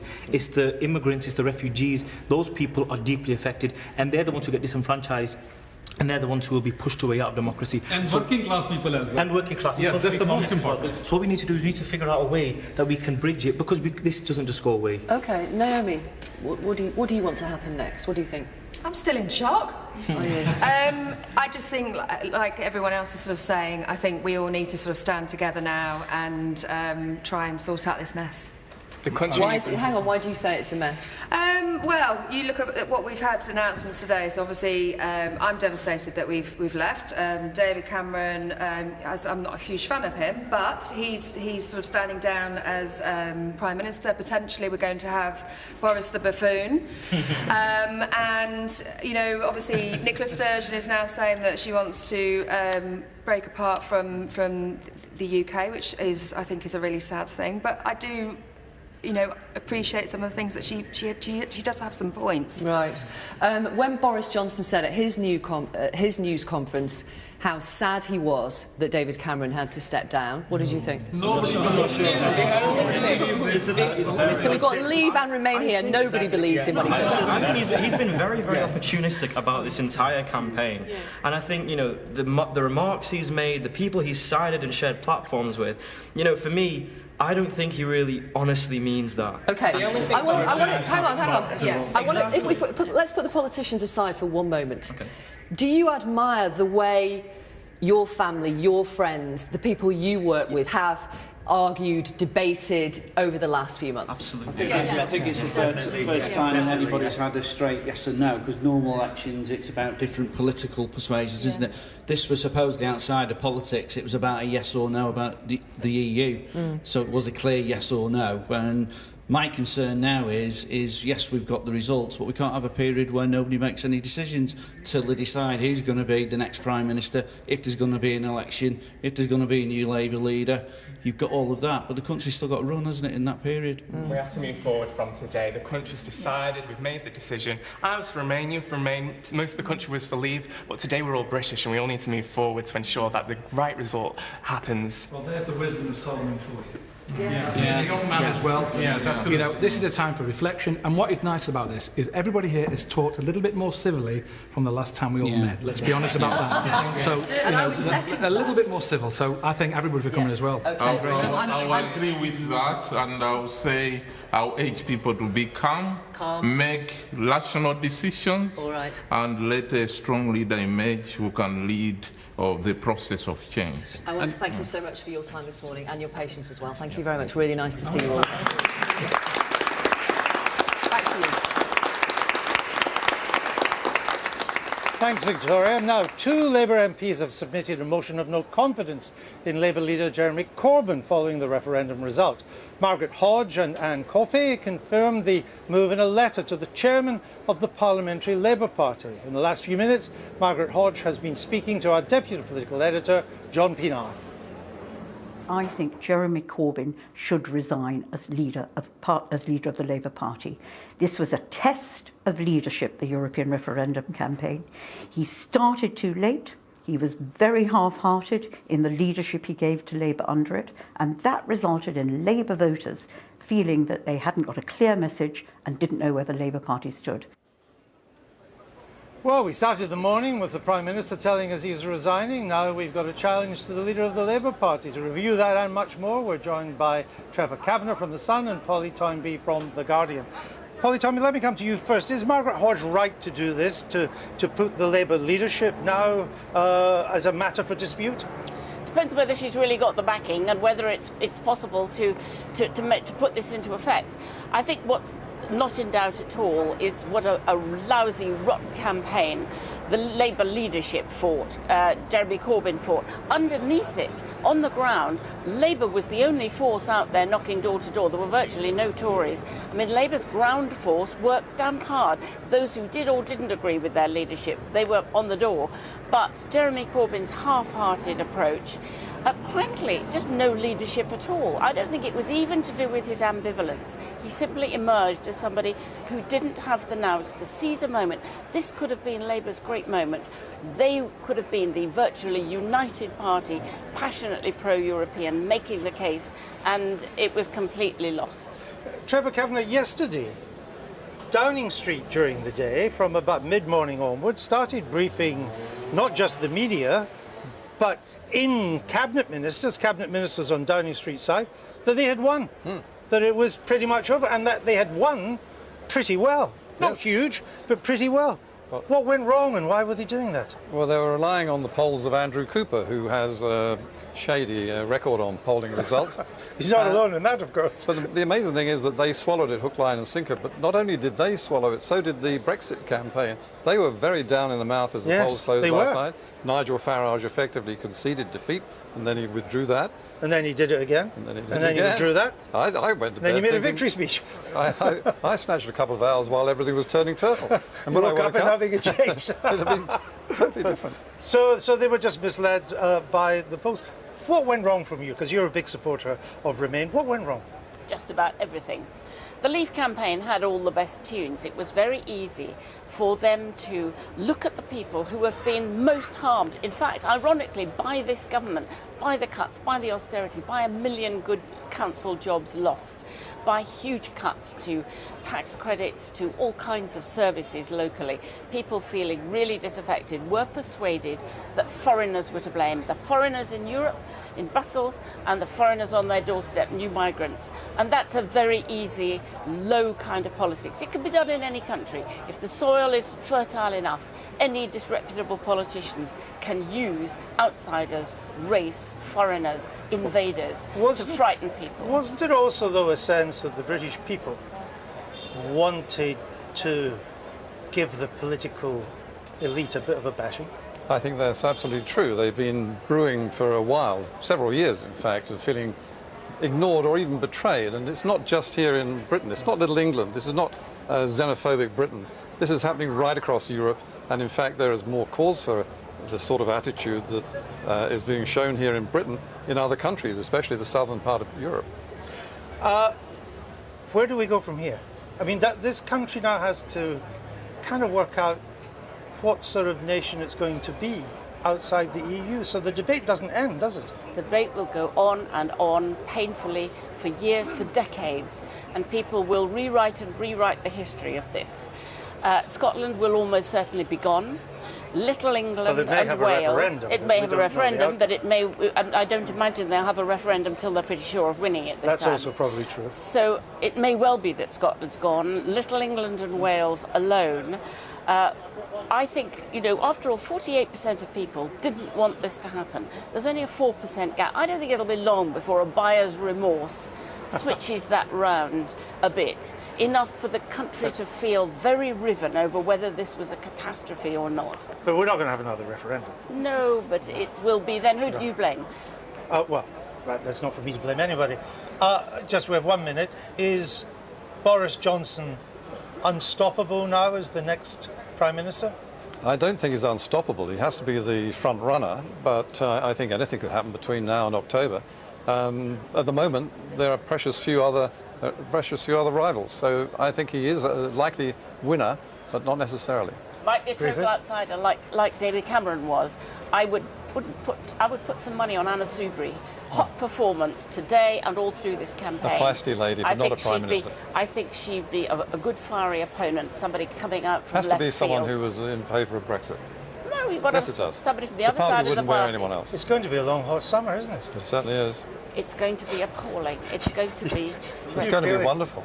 He's smiling and you look appalled, as you said. Anyway, we'll let you get on. We thank you both. And that's it from us here on the Day of the British People. Gave the British establishment the biggest bloody nose in living memory, perhaps in British history.